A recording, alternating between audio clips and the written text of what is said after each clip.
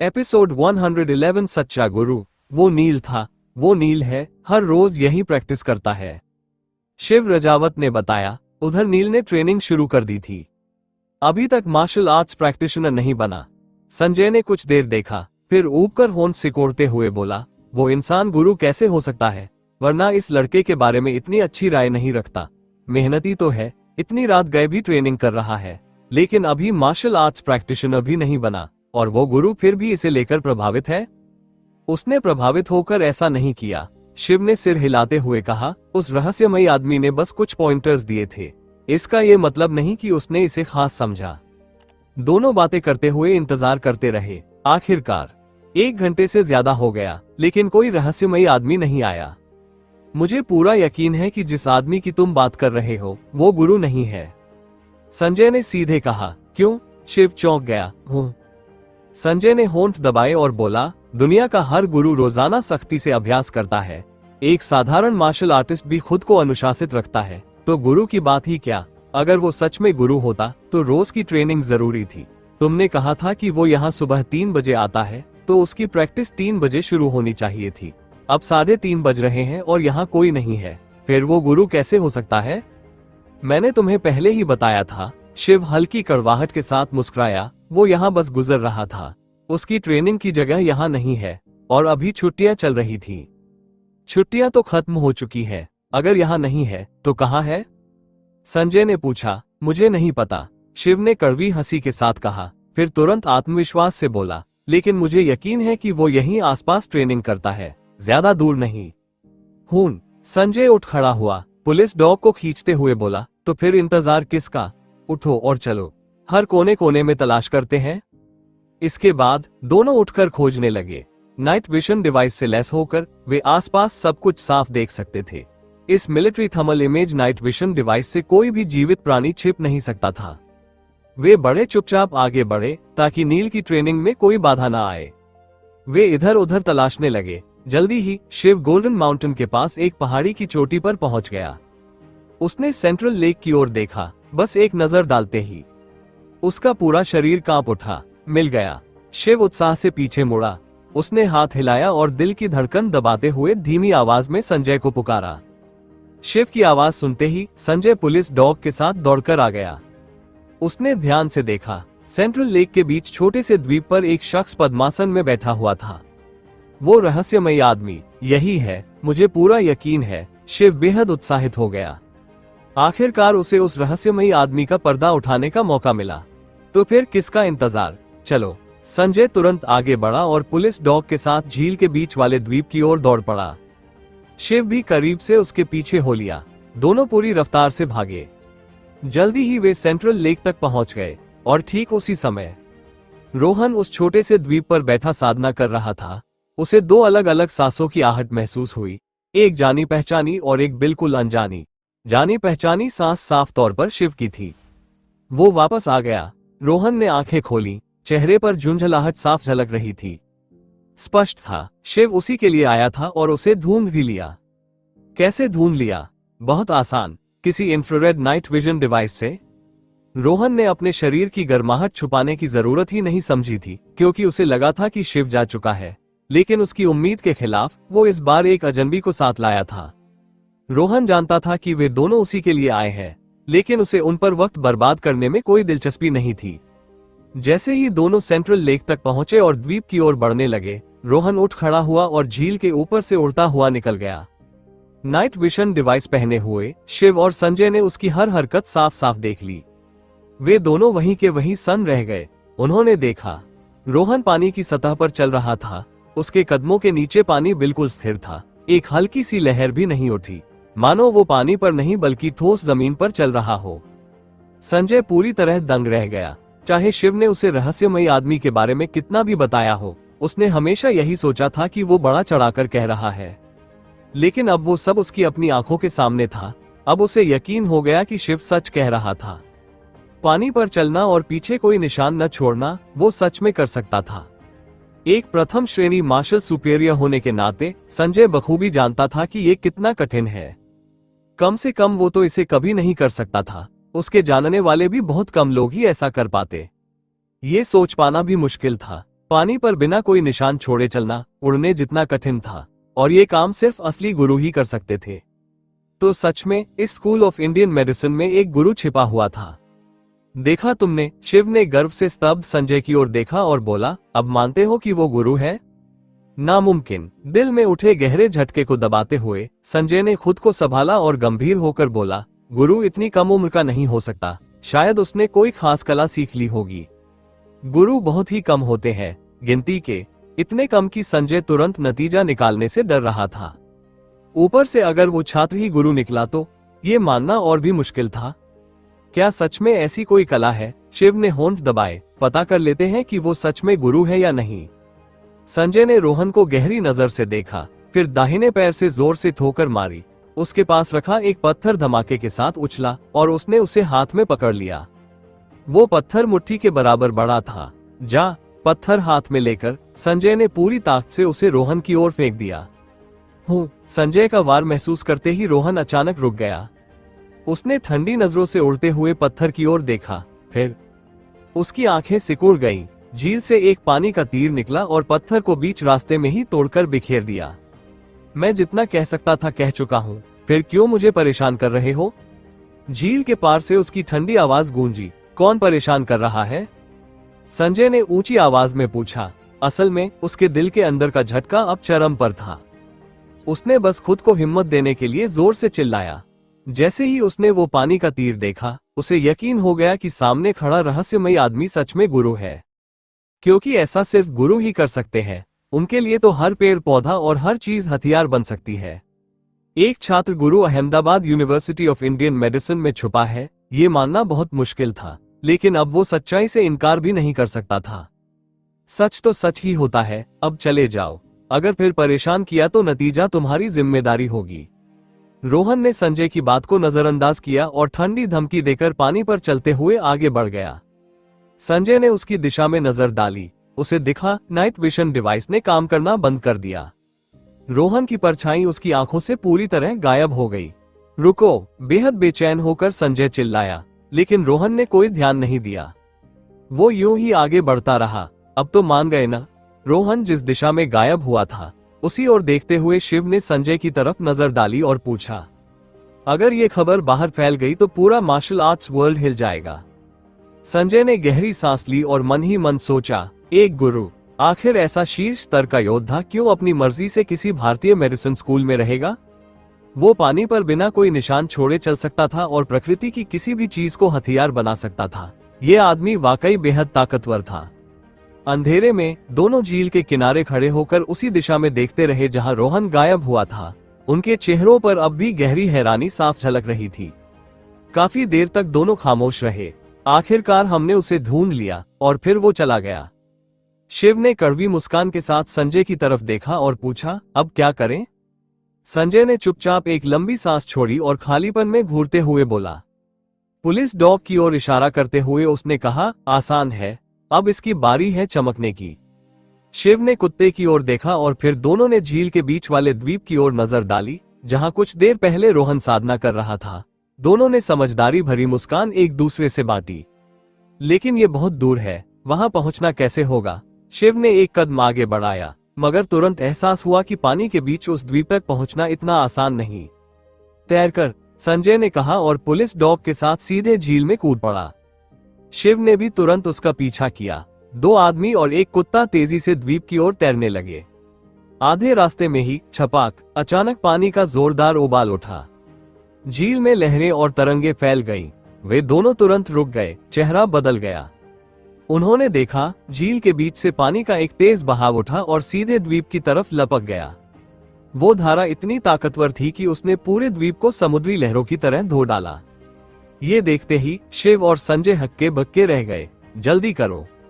सोचने का वक्त नहीं था। संजय और तेज तैरकर द्वीप की ओर बढ़ा। शिव भी पीछे पीछे हो लिया। जैसे ही वे द्वीप पर पहुंचे, संजय ने पुलिस डॉग को उस जगह पर ले जाकर सूंघने दिया जहां रोहन साधना कर रहा था। लेकिन आखिर में पुलिस डॉग ने कोई प्रतिक्रिया नहीं दी। स्पष्ट था, उसे कोई गंध नहीं मिल पाई। ये जरूर उसी रहस्यमयी आदमी का काम है। उसने नहीं चाहा कि हम उसका पीछा करें। शिव ने बेबसी से मुस्कुराकर कहा। संजय पूरी तरह हैरान रह गया। उस रात हवा बहुत शांत थी। फिर झील का पानी अचानक कैसे उठकर पूरे द्वीप को धो गया। दूसरे शब्दों में, वो रहस्यमयी आदमी ही इसकी वजह था। लेकिन वो तो जा चुका था, तो फिर दूर से ही उसने कैसे किया? क्या उसने सचमुच पानी को नियंत्रित करके द्वीप की सारी गंध मिटा दी? क्या यह संभव था? संजय पूरी तरह उलझ गया। उसे यकीन नहीं होता था कि ऐसा हो सकता है, लेकिन उसकी आंखों के सामने जो हुआ, उसके बाद कैसे इनकार करता? असल में ये सब रोहन ने ही किया था। वो पहले से जानता था कि वे पुलिस डॉग लेकर आएंगे, इसलिए वो थोड़ी दूरी पर खड़ा होकर सब देखता रहा, जहां से वो दिखाई नहीं दे रहा था। और जैसे ही उसने देखा कि शिव और संजय पुलिस डॉग की मदद से पीछा जारी रखने वाले हैं, उसने पानी को हिलाकर पूरे द्वीप को धो दिया। लगता है अब इस द्वीप पर साधना नहीं कर सकता। रोहन ने हल्की आह भरी और चुपचाप वहां से निकल गया। इधर अब तो हाथ खाली रह गए। पानी में भीग चुके शिव ने उदासी से कहा, हमें यहाँ आना ही नहीं चाहिए था। अब देखो पूरा भीग गया हूँ, बहुत असहज लग रहा है। हाथ खाली रहने का क्या मतलब? संजय ने शिव की ओर आंखें घुमाई। तो अब क्या करें? शिव ने हैरानी के बाद थोड़ी उम्मीद से पूछा। उसे लगा उसके साथी के पास और कोई योजना है। चिंता मत करो, मेरे पास कई रास्ते हैं। संजय हंस पड़ा और बोला, यहाँ आने से पहले मैंने उनके स्कूल का बीबीएस देखा था, शायद कुछ जानकारी मिले। वहां मुझे कई पोस्ट्स मिली जिनमें रहस्यमयी आदमी की बहादुरी की बातें थी। हाँ तो? शिव ने पूछा। तो फिर आसान हो गया, चूंकि उसे बहादुरी दिखाना पसंद है। रहस्यमयी आदमी सुन न ले, इस डर से संजय ने आवाज धीमी की और शिव के कान में फुसफुसाया, हम एक दुर्घटना रच सकते हैं जिससे उसे सामने आना ही पड़े। कैसे? शिव ने भौहें सिकोड़ ली। मेरी खबर का इंतजार करो। संजय ने रहस्यमयी मुस्कान दी। सुबह 10 बजे। हेल्प, कोई पानी में गिर गया है। क्या कोई तैरना जानता है? हेल्प। अचानक पूरी यूनिवर्सिटी में घबराहट भरी आवाजें गूंज उठी। नेशनल डे की छुट्टियां अभी खत्म नहीं हुई थी, इसलिए कैंपस में ज्यादा लोग मौजूद नहीं थे। किसी ने भी तुरंत जवाब नहीं दिया। अपने डॉर्म रूम में किताब पढ़ रहे रोहन के कान फड़के। आवाज सुनते ही कोई पानी में गिरा है। बिना जरा भी देर किए उसने खड़े होकर रहस्यमय आदमी का रूप धारण किया और तेजी से सेंट्रल लेक की ओर उड़ चला। सेंट्रल लेक पहुंचते ही रोहन एक पेड़ की टहनी पर उतरा और हवा में खड़ा हो गया। उसने झील को ध्यान से देखा। उसके चेहरे पर हल्की सी हंसी आई, लेकिन उस हंसी में गुस्से की झलक भी थी। उसने गुस्से में एक जोरदार सांस छोड़ी। स्वूश, रोहन ने खुद को प्रकट किया। आसमान से छलांग लगाते हुए वह झील की सतह पर उतरा और सीधे उस जगह की ओर चल पड़ा जहां से लगातार बुलबुले ऊपर उठ रहे थे। जगह पर पहुंचते ही रोहन को ठंडक का एहसास हुआ। बाहर आओ, उसकी गुस्से से भरी आवाज गूंजी, लेकिन कोई बाहर नहीं आया। नहीं आ रहे। रोहन का चेहरा और भी कठोर हो गया। उसका दायां हाथ आगे बढ़ा और उसने हवा को जकड़ लिया। तुरंत पानी में हलचल मच गई। गर्र, अचानक झील से पानी का एक बड़ा कॉलम ऊपर उठा। उस कॉलम के अंदर एक इंसान का धुंधला सा आकार दिखा। यह आदमी रोहन की ताकत से पानी से बाहर खींचा गया। स्विश, उसका दायां हाथ घूमा और वो आदमी जोर से जमीन पर फेंका गया। आदमी तुरंत बेहोश हो गया। उसे जमीन पर पटकने के बाद रोहन झील पर खड़ा ही रहा। धीरे धीरे उसने पलटकर झाड़ियों की ओर देखा। उसकी आंखों में गुस्से की आग थी। उसने गरजते हुए कहा, बाहर निकलो। ये सुनते ही झाड़ियों से दो परछाइयां बाहर आईं। ये दोनों और कोई नहीं बल्कि शिव और संजय थे। मास्टर, हमारा मकसद आपको नाराज करना नहीं था। बाहर आते ही रहस्यमय आदमी का गुस्सा देखकर शिव ने तुरंत माफी मांगी। हम आपसे बात करना चाहते थे, लेकिन आप हमें लगातार टाल रहे थे, इसलिए हमने ये बेवकूफी भरा तरीका अपनाया। इतना कहकर शिव ने उस आदमी की ओर इशारा किया जिसे रोहन ने जमीन पर फेंका था और समझाया, वो आर्म्ड पुलिस ऑफिसर है। हमने उसे पानी में गिरने का नाटक करने के लिए कहा था। ये असली हादसा नहीं था। मास्टर, प्लीज हमें माफ कर दीजिए। संजय काफी शर्मिंदा नजर आया। यह आइडिया उसी का था। रहस्यमय आदमी सामने आ चुका था। यह दृश्य वैसा ही था जैसा उन्होंने कल्पना की थी। मास्टर, क्या आप हमें थोड़ा वक्त देकर बात कर सकते हैं? मूर्ख हो तुम दोनों, रोहन ने गुस्से में चिल्लाया। बहुत कम चीजें उसे सचमुच गुस्से में लाती थी, लेकिन इस बार वो सचमुच भड़क गया था। इन दोनों ने हद ही कर दी थी। क्या तुमने स्कूल में पढ़ाई नहीं की? तुम्हें लड़का जिसने भेड़िया कहा वाली कहानी याद नहीं? आज तुमने मुझे धोखा देकर बुला लिया, लेकिन अगली बार अगर कोई सच में डूबे और मैं इस वजह से ना आऊं तो क्या किसी की जान चली जाएगी तुम्हारी बेवकूफी के कारण? तुम लोग फौज में हो, फिर भी दिमाग का इस्तेमाल नहीं करते? रोहन ने गुस्से में डांटते हुए कहा। वो इस बात से नाराज नहीं था कि उसे बेवकूफ बनाया गया, बल्कि गुस्सा इसलिए था क्योंकि इन दोनों ने बिना सोचे समझे इतना बड़ा रिस्क लिया और उसके नतीजे के बारे में बिल्कुल नहीं सोचा। शिव और संजय ने एक दूसरे की ओर देखा। दोनों के चेहरे पर डर और शर्म साफ झलक रही थी। रोहन बिल्कुल सही था, उनकी इस चाल से बहुत बड़े नतीजे निकल सकते थे। इस बार तो सब ठीक रहा, लेकिन अगली बार और उसके बाद? ऐसी हरकतें बंद करो, रोहन ने ठंडी नजरों से दोनों की ओर देखते हुए कहा। और मुझे फिर परेशान मत करना, मैं जानता हूं तुम लोग क्या चाहते हो। मैं अपने देश की सेवा करूंगा, लेकिन सेना में शामिल होकर नहीं। तुम्हारा अपना फर्ज और जिम्मेदारी है और मेरी अपनी। हमारा रास्ता अलग है, लेकिन मंजिल एक ही है। अब जाओ यहां से, अगली बार इतना लापरवाह मत बनना, दिमाग का इस्तेमाल करो। ये कहकर उसका शरीर हल्का सा हिला और पल भर में वह बिना कोई निशान छोड़े गायब हो गया। झील के पास शिव और संजय एक दूसरे को देखते रहे। दोनों के चेहरे पर एक जैसी शर्म और डर था। उन्हें लगता था उनकी योजना परफेक्ट है। आखिरकार रहस्यमय आदमी सचमुच सामने आ गया था, जैसा उन्होंने सोचा था। लेकिन उन्होंने ये सोचा ही नहीं कि इसके नतीजे कितने गंभीर हो सकते हैं। यह एक यूनिवर्सिटी थी और यहाँ सभी स्टूडेंट्स बड़े थे, लेकिन कौन गारंटी दे सकता था कि यहाँ कभी कोई सच में नहीं डूबेगा? अगर किसी दिन कोई वाकई पानी में गिर गया और रहस्यमय आदमी ने उनकी इस चाल की वजह से मदद करने से इनकार कर दिया तो? कैंपस में तैराक जरूर होंगे, लेकिन कौन गारंटी देगा कि हादसा नहीं होगा? अगर कुछ गलत हो गया तो दांव पर एक इंसानी जिंदगी होगी। मुझे माफ करना, संजय ने धीरे से शिव से कहा। ये आइडिया मेरा था और सब इंतजाम मैंने किए। मैं रहस्यमय आदमी को सामने लाने के लिए इतना बेचैन हो गया था कि नतीजों के बारे में सोचा ही नहीं। एक सिपाही होकर मुझे ऐसा नहीं करना चाहिए था। ये मेरी गलती थी, लेकिन इसमें मेरी भी हिस्सेदारी है। शिव ने गहरी सांस ली और बोला, अगर मैं इतना जिद्दी होकर रहस्यमय आदमी को ढूंढने पर अड़ा न होता तो तुम छुट्टी लेकर मेरे साथ यहाँ न आते। ये सब शुरू ही मुझसे हुआ। संजय चुप रहा। उसे मालूम था कि वो गलत था। शिव को भी यह एहसास था। इस मामले में दोनों के पास कोई सफाई नहीं थी। शिव अपनी जिद में बहुत आगे बढ़ गया था और संजय ने बिना ठीक से सोचे समझे गलत रास्ता चुन लिया।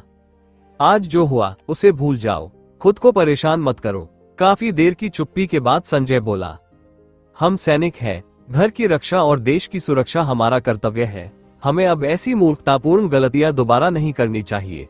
आज से हम एक दूसरे पर नजर रखेंगे। हाँ, शिव ने सिर हिलाया और पूछा, अब हमें क्या करना चाहिए? रिपोर्ट बनाओ, संजय ने जवाब दिया। हमारी मौजूदा ताकत रहस्यमय आदमी की जांच करने के लिए काफी नहीं है। अभी हमारे पास बस यही विकल्प है कि हम सब कुछ अपने सीनियर्स को रिपोर्ट करें। चाहे कुछ भी हो, हमें इस आदमी के बारे में और जानना ही होगा। उसकी ताकत बेहद चौंकाने वाली है। मैंने आज तक इतना ताकतवर नौजवान कभी नहीं देखा। वो पहला है। अगर उसने देश की सेवा नहीं की तो ये वाकई बहुत अफसोस की बात होगी। शिव ने संजय की बात पर हामी भरी। रहस्यमय आदमी इतना ताकतवर था कि उसे देखकर डर लगता था। और सबसे बड़ी बात, वो बेहद नौजवान था। असल में हद से ज्यादा नौजवान। उनके पास रहस्यमय आदमी के बारे में ज्यादा जानकारी नहीं थी। बस इतना पता था कि वह दूसरों की मदद करता है। लेकिन क्या सिर्फ दूसरों की मदद करने की आदत ये गारंटी दे सकती थी कि एक दिन उसका स्वभाव नहीं बदलेगा? क्या वो उसके देशभक्ति के वादे पर भरोसा करके उसे यूं ही छोड़ सकते थे? नहीं। रिपोर्ट में इस घटना का क्या करें? शिव ने हिचकिचाते हुए संजय से पूछा। उसे भी शामिल करो, संजय ने साफ कहा। संजय ने दृढ़ता से कहा, गलती करने वाला हर इंसान सजा का हकदार होता है। अगर सीनियर्स मुझे सजा देते हैं तो मैं जिम्मेदारी से पीछे नहीं हटूंगा। ओके, हम रिपोर्ट करेंगे। मैं भी इससे नहीं भागूंगा। शिव ने दृढ़ निश्चय के साथ सिर हिलाया। गलती मानना, गलतियों को सुधारना, ये हमेशा से हमारी आर्मी की अच्छी परंपरा रही है। वैसे, अचानक संजय ने विषय बदलते हुए कहा, नील भले ही अभी मार्शल आर्ट्स प्रैक्टिशनर नहीं है, लेकिन उसमें कुछ ताकत है। एक बार फिर उसे अपनी टीम में शामिल करने की कोशिश करो। हाँ, शिव ने हामी भर दी। थोड़ी ही देर बाद दोनों उस बेहोश आर्म्ड पुलिस ऑफिसर को लेकर वहां से चले गए। इधर रोहन अपने डॉर्म रूम लौट आया। उसने रहस्यमय आदमी का आउटफिट उतार दिया और फिर से अपनी किताबों में लग गया। दोपहर के खाने के समय वो कमरे से बाहर निकला। खाना खाने के बाद रोहन को विनोद का पेटीएम मैसेज मिला, द यंगेस्ट, हम ट्रेन में हैं और वापस स्कूल आ रहे हैं। डिनर से पहले पहुंच जाएंगे। ये मैसेज देखते ही रोहन ने सीधे जवाब दिया, सीधा सीधा बोलो। उसे यकीन नहीं था कि विनोद यूं ही उसे ये मैसेज भेज रहा होगा। ही पिछले 2-3 दिनों से तुम्हारे भाई थक चुके हैं और एकदम कंगाल हो गए हैं, ठीक से खाया भी नहीं। जल्दी ही विनोद ने फिर मैसेज भेजा। एंड रोहन ने पूछा, मेरा मतलब, क्या तुम्हें नहीं लगता कि हमें अच्छे खाने पर ट्रीट देना चाहिए, हमारी हेल्थ के लिए? विनोद ने साथ में एक स्मर्क इमोजी और चापलूसी वाला स्टिकर भी भेजा। वाई? रोहन ने क्लासिक नाक को रेदते हुए इमोजी भेजा और बोला, मैंने तुम्हें घूमने के लिए थोड़ी भेजा था, मैंने आपके लिए जो महान अवसर निर्मित किया है उसके बारे में क्या कहेंगे? विनोद ने फिर लिखा, मत भूलो कि मैंने ही तुम्हें ईशानी की चोट के बारे में बताया था। अगर तुम्हें उसकी चोट का पता न चलता तो तुम्हें उसे छोड़ने का मौका नहीं मिलता। इतनी लंबी जर्नी थी, रास्ते में कुछ न कुछ तो जरूर हुआ होगा। ये मत भूलो कि कुआं किसने खोदा था पानी पीने के लिए, शुक्रगुजार होना सीखो। रोहन के पास कहने को कुछ नहीं था, उसने बस भेज दिया। बोलो ना, विनोद ने फिर मैसेज किया, मैं तुम्हारे चुप रहने को हाँ समझ लेता हूं। फाइन, डिनर मेरी तरफ से, रोहन ने बेबसी में जवाब दिया। उसके पास अब पैसे थे, एक खाने का खर्च कोई बड़ी बात नहीं थी। The youngest is the best, जोड़ 3। जोड़ 3 का क्या मतलब? रोहन चौंका। तुम्हारे तीनों डॉम भाई मानते हैं कि तुम बेस्ट हो। रोहन ने फिर से भेजा। बिना कुछ कहे उसने पेटीएम बंद कर दिया, फिर से पढ़ाई में लग गया। अब भी वही येलो एम्परर्स इंटरनल कैनन। वो इसे दर्जनों बार पढ़ चुका था, लेकिन हर बार उसकी समझ अलग होती थी, जैसे कुछ नया हाथ लग गया हो। बेशक सबसे अहम बात यह थी कि हर बार रोहन इसे ध्यान से पढ़ता, बिना एक भी शब्द छोड़े। समय कब निकल गया पता ही नहीं चला। डी पढ़ाई में डूबे रोहन की जेब में अचानक मोबाइल बज उठा। उसने फोन निकाला और देखा कॉल विनोद की थी। पहुंच गए? रोहन को हैरानी हुई। उसने फोन पर टाइम देखा, पहले ही शाम के 5:30 हो चुके थे। हेलो, रोहन ने कॉल उठाए। द यंगेस्ट, हम पहुंच गए।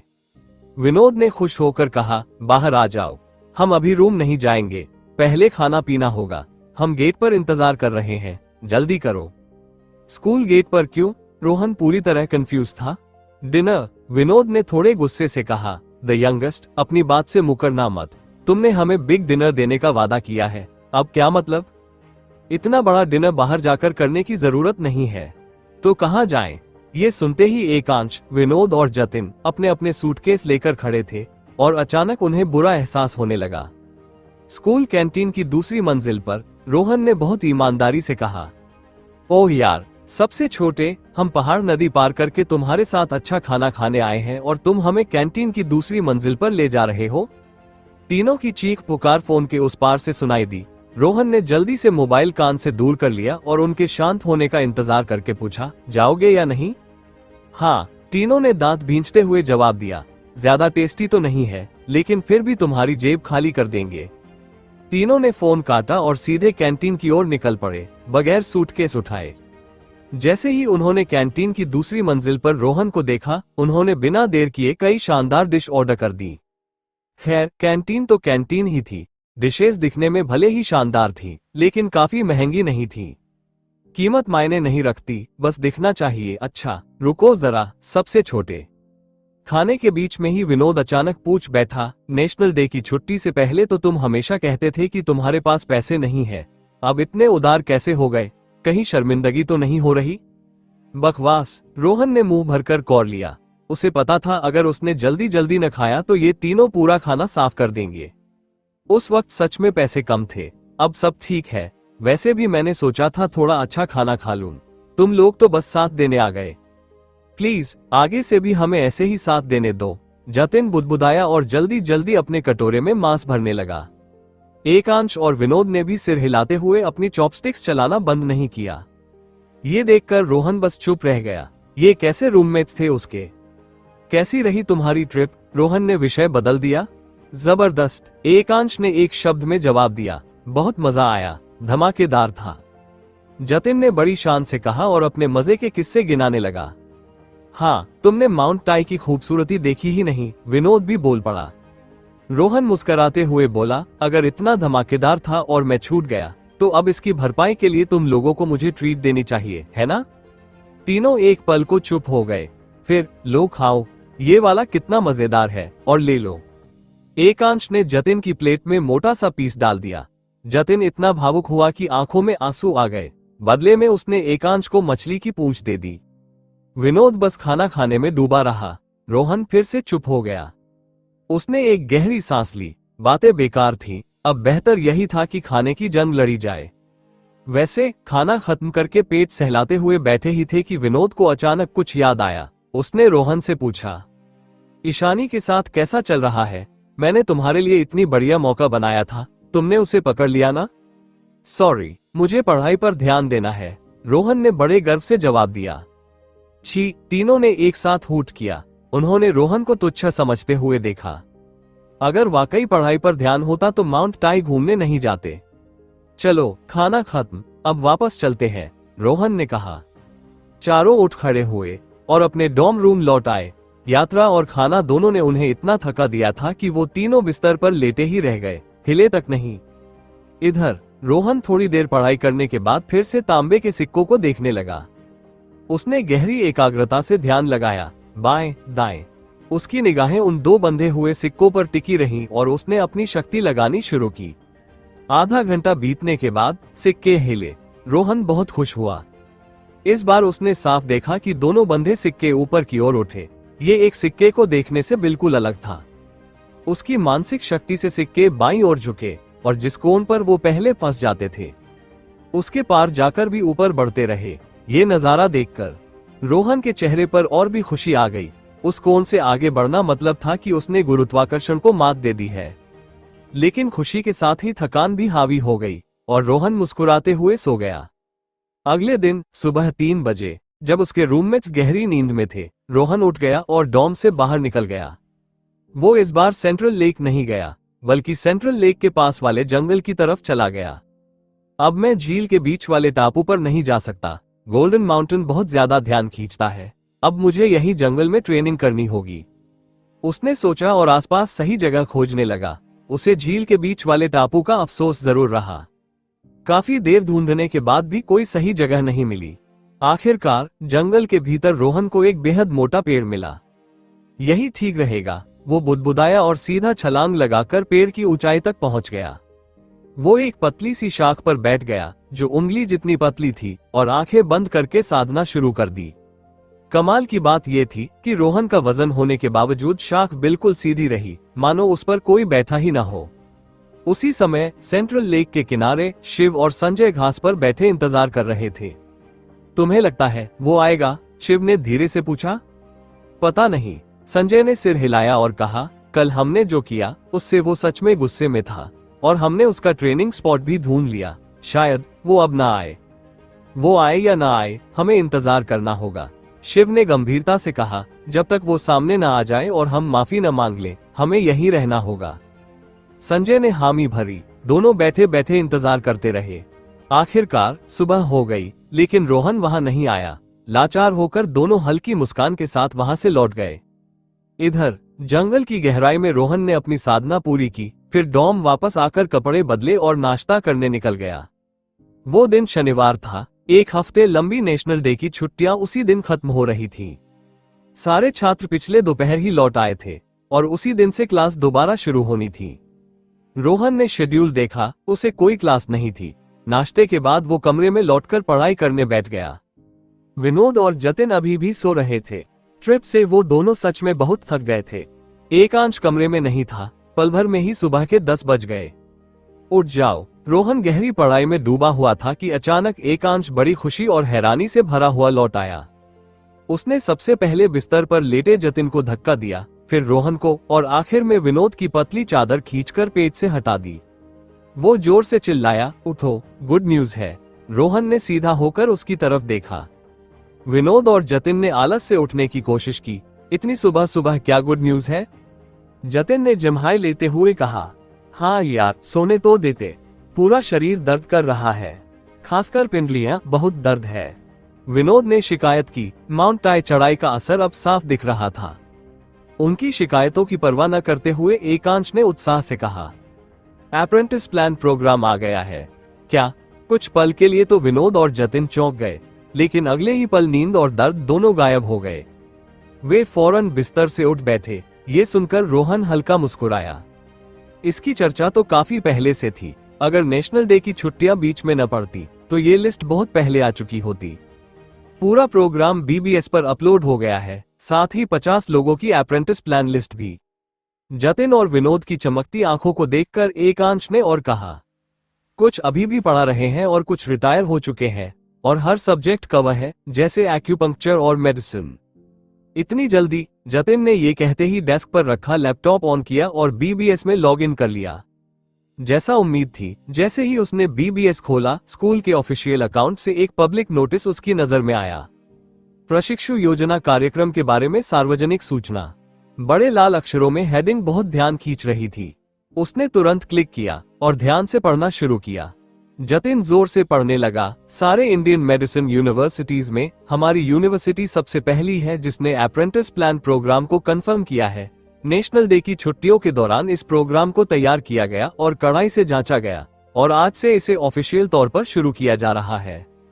नीचे दिए गए सारे मशहूर टीचर्स की लिस्ट बिना किसी क्रम के है। इनके अप्रेंटिसेस की कोई लिमिट नहीं है, सभी स्टूडेंट्स इंटरव्यू दे सकते हैं। Aditya Ghosh, male, professor, second affiliated hospital के ऑर्थोपीडिक्स डिपार्टमेंट के deputy director, doctor in medicine. Personal profile, professor Aditya अभी सेकंड एफिलिएटेड हॉस्पिटल के ऑर्थोपीडिक्स डिपार्टमेंट के डिप्टी डायरेक्टर है। पारंपरिक हड्डी जोड़ने की टेक्निक्स का इस्तेमाल करके तरह तरह की हड्डी की बीमारियों का इलाज करने में विशेषज्ञ।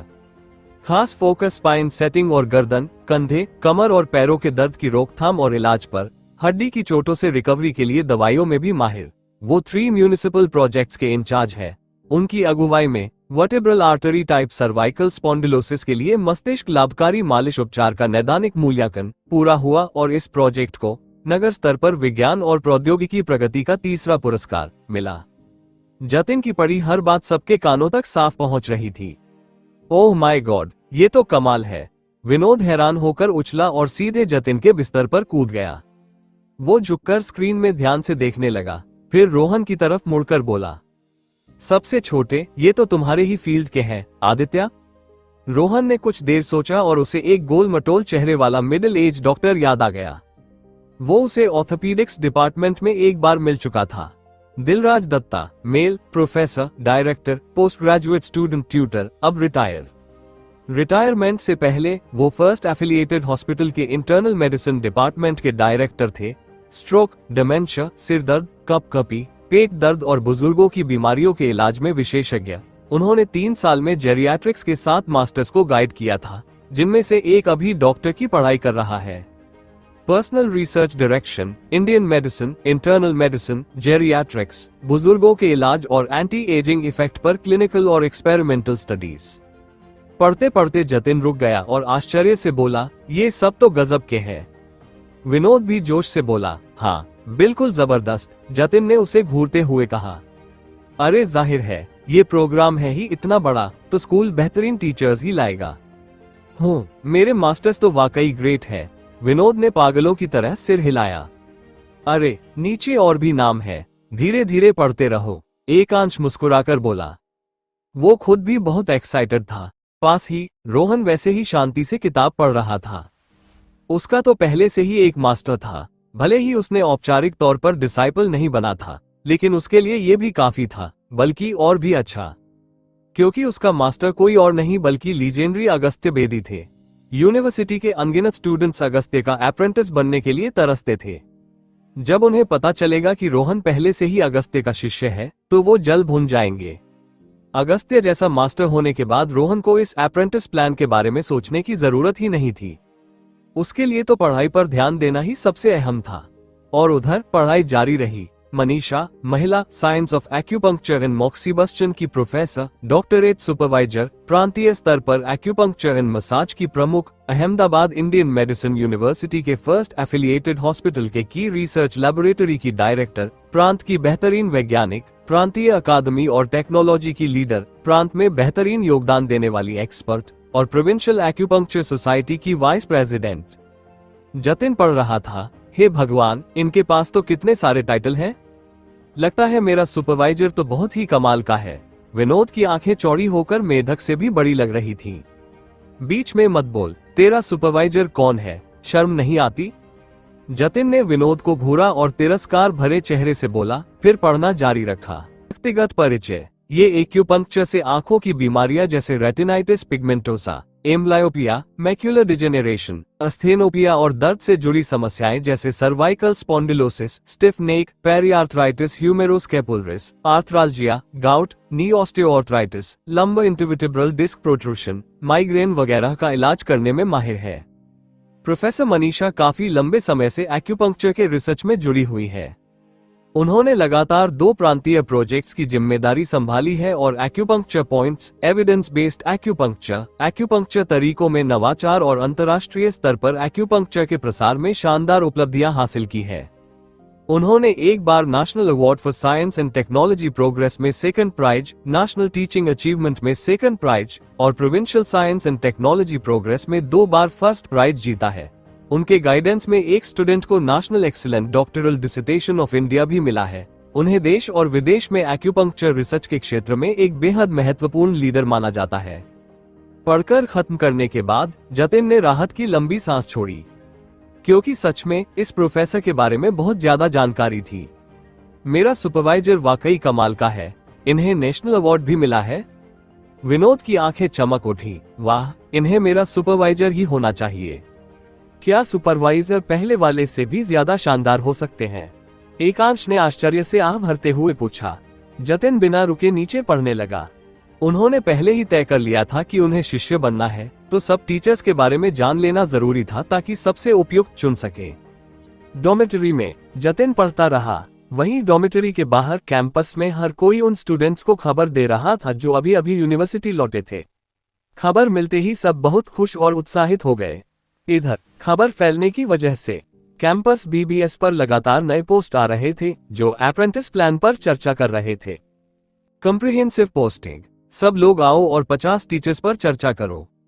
लगता था कि नए पोस्ट इतने बिखरे हुए थे कि बीबीएस पूरी तरह अव्यवस्थित हो गया था। तब बीबीएस एडमिन ने एक हाइलाइटेड पोस्ट डाल दिया जिसने इस विषय पर चर्चा करने वाले सभी लोगों को आकर्षित कर लिया। वाह, मैंने मिस मनीषा रजावत के बारे में पहले भी सुना है, पर यह नहीं सोचा था कि उनके पास इतने सारे सम्मान हैं और उन्होंने इतना शानदार डॉक्टरेट स्टूडेंट भी तैयार किया है। सच में गजब है। मिस्टर आदित्य तो मेरे आइडल हैं। लगता है सिर्फ मिस्टर दिलराज के पास बाकी लोगों से कम ऑनर्स हैं, लेकिन मिस्टर दिलराज क्लास पढ़ाने में और अपनी मेडिकल स्किल्स में बेहद बेहतरीन है। अरे ये ऊपर वाले ने कैसी बकवास की है। इन 50 सुपरवाइजर्स में ऐसा कौन है जिसकी मेडिकल स्किल्स बेहतरीन न हो? वो 70 साल के सुपरवाइजर तो 10 साल से रिटायर है। उनके ऑनर्स सबसे शानदार दिखते हैं, लेकिन पता नहीं अब वो सिखाने की हालत में है या नहीं। असल बात तो ये है कि अपने लिए सही सुपरवाइजर चुनना जरूरी है। हर सुपरवाइजर की अपनी अपनी खासियत है। चुनने से पहले सोचना चाहिए कि आप किस डिसिप्लिन में स्पेशलाइज करना चाहते हो, वरना आपका और सुपरवाइजर का दोनों का टाइम बर्बाद होगा। क्या सुपरवाइजर आप खुद चुनते हो? ऊपर वाले की बात से मैं सहमत हूँ। सब लोग इतने एक्साइट मत हो। हम सुपरवाइजर चुन सकते हैं, लेकिन असली चुनाव का हक तो सुपरवाइजर्स के पास है। आगे इंटरव्यू होंगे। क्या तुम सोचते हो कि सिर्फ सुपरवाइजर चुन लेने से ही शिष्य बन जाओगे? बीबीएस पर स्टूडेंट्स की खूब चर्चा हो रही थी। अजीब है, सुपरवाइजर अगस्त्य का नाम लिस्ट में क्यों नहीं है? मैं चाहता हूं कि सुपरवाइजर अगस्त्य सामने आए। मेरे दिल में सुपरवाइजर अगस्त्य ही नंबर 1 है। वो लिस्ट में क्यों नहीं है? कितनी अफसोस की बात है। अगर सुपरवाइजर अगस्त्य लिस्ट में होते तो मैं हर हाल में उन्हीं का शिष्य बनता। हाँ, मुझे भी समझ नहीं आ रहा कि यूनिवर्सिटी क्या सोच रही है। उन्होंने मिस्टर अगस्त्य को क्यों नहीं रखा? सुपरवाइजर अगस्त्य तो इंडियन मेडिसिन इंडस्ट्री के फ्यूचर स्टार है। उनकी गाइडेंस में तो हमारी परफॉर्मेंस जरूर ही बहुत ऊपर चली जाती। यूनिवर्सिटी ने मिस्टर अगस्त्य को लिस्ट में नहीं रखा। ये सच में अफसोस की बात है। बहुत से स्टूडेंट्स ने जब देखा कि अगस्त्य लिस्ट में नहीं है तो तुरंत अफसोस जताना शुरू कर दिया। ज्यादातर लोगों को बेहद निराशा हुई। आखिरकार अगस्त्य का लेजेंडरी एक्सपीरियंस पहले से ही यूनिवर्सिटी में मशहूर था। सबको अगस्त्य के आने की उम्मीद थी, लेकिन ये नतीजा देखकर जो लोग अगस्त्य के लिए बेसब्री से इंतजार कर रहे थे वो काफी मायूस हो गए। लड़कियों के डॉर्मेटरी में ये कैसे हो सकता है?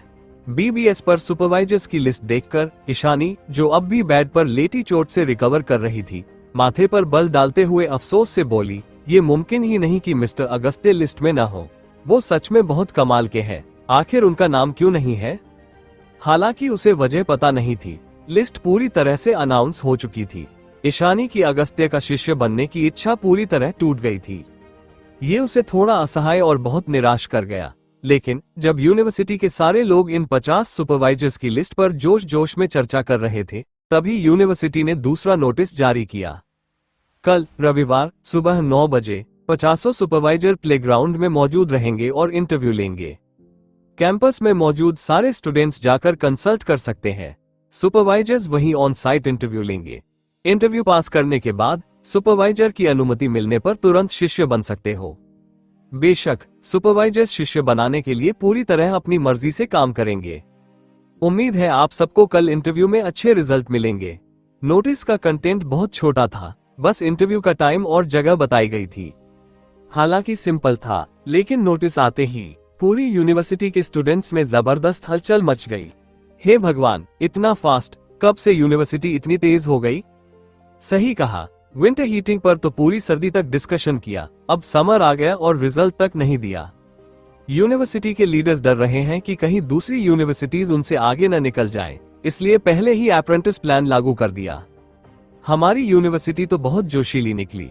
अभी अभी 50 सुपरवाइजर्स का अनाउंसमेंट किया और कल से ही सीधे इंटरव्यू।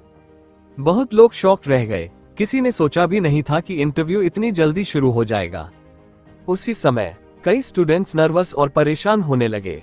अब क्या करें, मैं तो बिल्कुल तैयार नहीं हूँ। सच है, छुट्टी खत्म हुई और अभी अभी स्कूल लौटे हैं और कल इंटरव्यू, तैयारी कैसे हो पाएगी? धत, यूनिवर्सिटी ने तो हमें टाइम ही नहीं दिया। क्या हम ऐसे ही कल का इंटरव्यू पास कर पाएंगे? एक दिन बचा है, अब तो जल्दी जल्दी किताबें पढ़नी होंगी। किसी भी हालत में इंटरव्यू पास करना होगा, नहीं तो गड़बड़ हो जाएगी। कई स्टूडेंट्स बेचैन हो उठे क्योंकि इंटरव्यू वाकई बहुत अचानक आ गया था। कई लोग ये खबर सुनकर एग्जाम से भी ज्यादा नर्वस हो गए। सब तुरंत किताबें पकड़कर अगले दिन के इंटरव्यू की तैयारी में जुट गए। कुछ स्टूडेंट्स ऐसे भी थे जो आत्मविश्वास से भरे हुए थे। वे अब भी उन 50 सुपरवाइजर्स की लिस्ट में खोए हुए अपने मन में सबसे बेहतर चुन रहे थे। उसी समय रोहन, जिसे इंटरव्यू की कोई परवाह ही नहीं थी, मुस्कुराते हुए हाथ में एक बॉक्स उठाए लाइब्रेरी के रीडिंग रूम की ओर जा रहा था। उस बॉक्स में पूरे 3 लाख रुपए कैश थे। नेशनल डे की छुट्टियां खत्म होते ही लाइब्रेरी फिर से खुल चुकी थी। अंदर पूरा हॉल खचाखच भरा था। सभी स्टूडेंट्स कल के इंटरव्यू की तैयारी में जुटे थे। सबके मन में उम्मीद और घबराहट थी, लेकिन रोहन यहाँ किसी और वजह से आया था, अपने गुरु के पास। कमरे के अंदर पहुंचते ही अगस्त्य हमेशा की तरह कुर्सी पर बैठे किताब पढ़ रहे थे। हेलो मिस्टर बेदी, रोहन ने श्रद्धा से आवाज लगाई और फिर अपना दायां हाथ बढ़ाकर 3 लाख रुपए वाला लॉक बॉक्स सीधा अगस्त्य की टेबल पर रख दिया। किताब पढ़ने में डूबे अगस्त्य ने जैसे ही आवाज सुनी, सर उठाया। उन्होंने रोहन को देखा और फिर टेबल पर रखे लॉक बॉक्स को उत्सुकता से पूछा, ये क्या है? पैसे, रोहन ने गंभीरता से कहा। पूरे 3 लाख? ओह! अगस्त्य कुछ पल तो समझ ही नहीं पाए। जब बात समझ में आई तो तुरंत दंग रह गए। उन्होंने रोहन को हैरानी से देखा। तुमने पूरे पैसे जुटा लिए? उनके हिसाब से रोहन इतनी जल्दी नहीं कर सकता था। कहीं ये लड़का किसी रईस खानदान का तो नहीं? हाँ, रोहन ने सिर हिलाया। अच्छा। लॉक बॉक्स को देखते हुए अगस्त्य ने सिर खुजाया और जिज्ञासा से पूछा, क्या तुम रिच सेकंड जनरेशन हो? रोहन ने सिर हिला दिया। तो क्या तुम ऑफिशियल सेकंड जनरेशन हो? रोहन ने फिर से सिर हिलाया। तो क्या तुम्हारे पिताजी रिच सेकंड जनरेशन है? रोहन की खामोश आंखों को देखकर अगस्त्य मुस्कुरा दिए, थोड़ा असहज होते हुए बुदबुदाए और फिर पूछा, तुमने कहीं ये पैसे गैरकानूनी तरीके से तो नहीं कमाए? रोहन ने बेबस होकर कहा, अगर मैंने गैरकानूनी कुछ किया होता तो इतनी जल्दी इतने पैसे जुटा ही नहीं पाता। सही कहा, अगस्त्य ने ठुड्डी पर हाथ रखते हुए सिर हिलाया। फिर उन्होंने रोहन को उलझन भरी नजरों से देखा। रोहन ने ईमानदारी से कहा, चिंता मत कीजिए, ये पैसे बिल्कुल साफ और सही तरीके से कमाए हैं। ओके। अगस्त्य ने रोहन के चेहरे पर सिर्फ सच्चाई देखी और कुछ नहीं, इसलिए उन्होंने और सवाल नहीं किए। सिर हिलाते हुए बोले, चूंकि तुम 3 लाख ला चुके हो तो हमारे बीच की शर्त पूरी हो गई। मैं पैसे रख लेता हूँ और तुम जाकर किताबें पढ़ो। जब वो सारी किताबें पूरी कर लो जो मैंने तुम्हें पढ़ने के लिए दी है, तब वापस मेरे पास आना। याद रखना, एक भी किताब छूटनी नहीं चाहिए, अगस्त्य ने गंभीरता से याद दिलाया। ओके। रोहन ने सिर हिलाया। वो उठकर जाने ही वाला था कि अगस्त्य, जिन्होंने अभी अभी बॉक्स लिया था, अचानक बोले, रुको। रोहन पलटा। क्या ऐसे ही जाने वाले हो? अगस्त्य ने रहस्यमय अंदाज में पूछा। हूँ, रोहन ने संदेह से कहा। तो और कैसे जाऊं? क्या तुम मानते हो कि मैं इस बॉक्स को सिर्फ अपने सिर से तोड़ सकता हूं? अगस्त्य ने पूछा। रोहन ने सिर हिला दिया। तो फिर मुझे पासवर्ड क्यों नहीं दे रहे?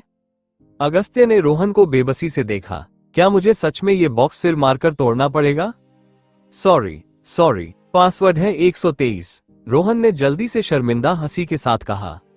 अगस्त्य ने सिर हिलाया और फिर अचानक कुछ सोचते हुए बुदबुदाए, कल दोपहर तुम्हारे पास टाइम है? अगर है तो मेरे साथ एक मरीज को देखने चलना। उसके साथ मरीज देखना? रोहन अंदर से थोड़ा भावुक हुआ। कोई शक नहीं कि अगर मैं अगस्त्य के साथ मरीज देखने जाऊंगा तो मुझे बहुत फायदा होगा। और अगस्त्य ने जिक्र भी इसी वजह से किया है। वो मुझे खुद कुछ सिखाने वाले हैं। अगर नहीं भी सिखाएंगे तो कम से कम मुझे मौके पर देखकर सीखने देंगे। वो बहुत प्रभावित हुआ और हाँ कहना चाहता था, लेकिन कल रविवार था। उसे अस्पताल जाकर मरीज देखने थे। काफी देर सोचने के बाद रोहन ने हल्की सी मजबूरी भरी मुस्कान के साथ कहा, सॉरी, कल रविवार है, मुझे अस्पताल में मरीज देखने जाना है। मरीज देखने? अगस्त्य ने आश्चर्य से रोहन की तरफ देखा और पूछा, कहाँ जाकर मरीज देखोगे? क्या तुम अब डॉक्टर हो गए हो? बस असिस्टेंट फिजिशियन हूँ, रोहन ने समझाया। मुझे मिस्टर विशाल गुप्ता ने वहां इंट्रोड्यूस कराया था। हर रविवार मैं फर्स्ट एफिलिएटेड हॉस्पिटल के ऑर्थोपीडिक्स डिपार्टमेंट में मरीज देखने जाता हूँ। ये मेरा पार्ट टाइम जॉब है। अच्छा, ये सुनकर अगस्त्य को और भी हैरानी हुई। लगता है मैंने तुम्हें अभी तक कम आंका था। तुमने तो यूनिवर्सिटी में दाखिला लेते ही असिस्टेंट फिजिशियन की जिम्मेदारी ले ली। अच्छा, बहुत अच्छा। चूंकि तुम्हें मरीज देखने जाना है तो रहने दो। वैसे भी अगर तुम मेरे साथ आते तो तुम्हें ज्यादा कुछ सीखने को नहीं मिलता। तुम्हें बुलाने का असली कारण ये था कि तुम न सोचो कि तुम्हारे 3 लाख रुपए यूं ही बेकार चले गए। मैं बस चाहता था कि तुम देखो मैं कितना जबरदस्त हूँ। अगस्त्य ने सहज भाव से कहा, रोहन, मैं सोच रहा था कि वो मुझे सिखाएंगे, लेकिन निकला ये कि वो तो बस चाहते थे कि मैं देखूं कि वो कितने धाकड़ हैं। अगस्त्य ने हाथ हिलाकर कहा, ठीक है, मिलते हैं। खाली समय में किताबें पढ़ते रहो। जब किताबें खत्म कर लो तो मेरे पास आना। और हाँ, अगर पढ़ते समय कुछ समझ में ना आए तो मेरे पास आ सकते हो। ओके। रोहन ने सिर हिलाकर झुककर सलाम किया और बाहर निकल गया। अगस्त्य ने टेबल पर रखे लॉक बॉक्स की तरफ देखा और हल्के से थपथपाया। उसने न तो उसे खोला और न ही वो पासवर्ड डाला जो रोहन ने बताया था। बस खुद से बुदबुदाया, क्या मैंने थोड़ी कम रकम तय कर दी? इसका असर तो कुछ खास नहीं हुआ। अगर पता होता कि ये लड़का इतनी जल्दी 3 लाख जुटा लेगा तो मैं 1 करोड़ बोल देता। कितनी नासमझी की, अगस्त्य ने अफसोस जताते हुए कहा। उसने हाथ बढ़ाकर लॉक बॉक्स को टेबल के नीचे रख दिया। उसे क्या पता था कि अगर वो 1 करोड़ बोलते तो शायद रोहन उतने पैसे भी जुटा लेता। इधर रोहन वापस अपने हॉस्टल पहुंचा। उसने देखा विनोद, जतिन और एकांश अब भी नोटबुक पर बीबीएस का पेज खोले बैठे थे और सुपरवाइजर्स की लिस्ट देखते हुए आपस में चर्चा कर रहे थे। I think miss Manisha Rajawat अच्छी रहेंगी। उनकी एक्यूपंक्चर में महारत लगभग शिखर तक पहुंच चुकी है। हालांकि वो अब रिटायर हो चुकी हैं और ज्यादा क्लास नहीं लेती, लेकिन पुरुष सुपरवाइजर्स की तुलना में वो ज्यादा नर्म और ध्यान रखने वाली होंगी। अगर मैं उनका शिष्य बन जाऊं तो निश्चित ही बहुत बड़ी उपलब्धि हासिल कर सकता हूं। आखिरकार उन्होंने एक प्राइज विनिंग डॉक्टर भी तैयार किया है। विनोद ने लालसा भरे स्वर में कहा, मैं जरूर उनका दूसरा प्राइज विनिंग शिष्य बनूंगा। तुम गलत हो। जतिन ने रोहन का फ्लोटिंग डस्ट उठाया, हल्के से हिलाया और रहस्यमयी अंदाज में बोला, तुम्हें कैसे पता कि वो जेंटल है? हाँ, उनकी काबिलियत तो गजब की है, लेकिन इतनी बड़ी डॉक्टरल टैलेंट उन्होंने अगर तैयार की है तो उसके लिए काफी सख्त टीचिंग की होगी। वो जरूर सख्त है, इसलिए मुझे उनका शिष्य बनना चाहिए। ये सुनते ही विनोद ने तिरस्कार भरी नजर से जतिन को घूरा। मुझे लगता है तुम्हें दोनों पहलुओं से सोचना चाहिए। एकांश ने गंभीरता से कहा, सबसे पहले तो मिस मनीषा रजावत का चुनाव सही है, लेकिन क्या तुम्हें सचमुच एक्यूपंक्चर पसंद है? इसके अलावा मिस मनीषा रजावत की सिखाने की क्षमता चाहे जैसी भी हो, इतना तो साफ है कि उनका तरीका बाकी शिक्षकों से अलग है, तभी तो उन्होंने डॉक्टरल टैलेंट तैयार किया। अगर तुम उनका शिष्य बनना चाहते हो तो पहले ये सोचो कि क्या तुम परंपरागत तरीकों को छोड़कर उनके अलग तरीकों को अपना सकते हो। सबसे अहम बात, मिस मनीषा रजावत को इतने सम्मान मिले हैं और एक्यूपंक्चर के क्षेत्र में उनका कोई मुकाबला नहीं। भले ही वो रिटायर हो चुकी हो, लेकिन उनके पास जरूर ढेरों काम होंगे। वो पूरा समय छात्रों पर नहीं लगा सकती। मेरी नजर में उनका शिष्य बनने का मतलब है खुद से पढ़ने की गहरी समझ रखना और लंबे समय तक अकेलेपन को झेलना। पास ही बैठे विनोद और जतिन एकांश की बात सुनकर हैरान रह गए। उन्हें उम्मीद नहीं थी कि सबसे बड़ा दोस्त इतनी गहराई से सोचकर इतनी बातें निकाल देगा। दोनों ने तुरंत उसे थम्स अप दिखाया। ऑसम, दोनों ने एक साथ तारीफ की। हाँ, ये मेरे लिए कुछ नहीं, तुम लोग 100 साल पढ़ लो तो मुझे पार कर जाओगे। एकांश गर्व से हंसा। दोनों ने तुरंत उसे घूर कर देखा। जरा डींगे मारना बंद करोगे? तीनों दोस्तों की ये बातें सुनकर हॉस्टल लौटे रोहन हंसी रोक न पाए। सिर हिलाते हुए मुस्कुराए और अपने डेस्क पर बैठकर किताब पढ़ने लगे। तीनों ने भी उसे परेशान नहीं किया और चर्चा जारी रखी। मुझे लगता है मिस्टर आदित्य अच्छे हैं, लेकिन नाम से लगता है वो थोड़े सख्त होंगे। नाम देखकर तो मिस वनिता शेठी बहुत दयालु लगती है। असल में तो मैं मिस्टर विशाल गुप्ता का शिष्य बनना चाहता हूँ, लेकिन उनके चाहने वालों की भीड़ बहुत है। पता नहीं कल इंटरव्यू में पास हो पाऊंगा या नहीं। तीनों ने काफी देर तक चर्चा जारी रखी। फिर जतिन ने अचानक सिर घुमाकर किताब पढ़ते रोहन से पूछा, सबसे छोटे, तुम तो बड़े आराम से बैठे हो, क्या तुमने पहले ही किसी को चुन लिया है? मुझे लगता है तुम्हें इस अप्रेंटिसशिप की कोई परवाह ही नहीं। I am going to be self taught, Rohan ने किताब पढ़ते पढ़ते ही जवाब दिया।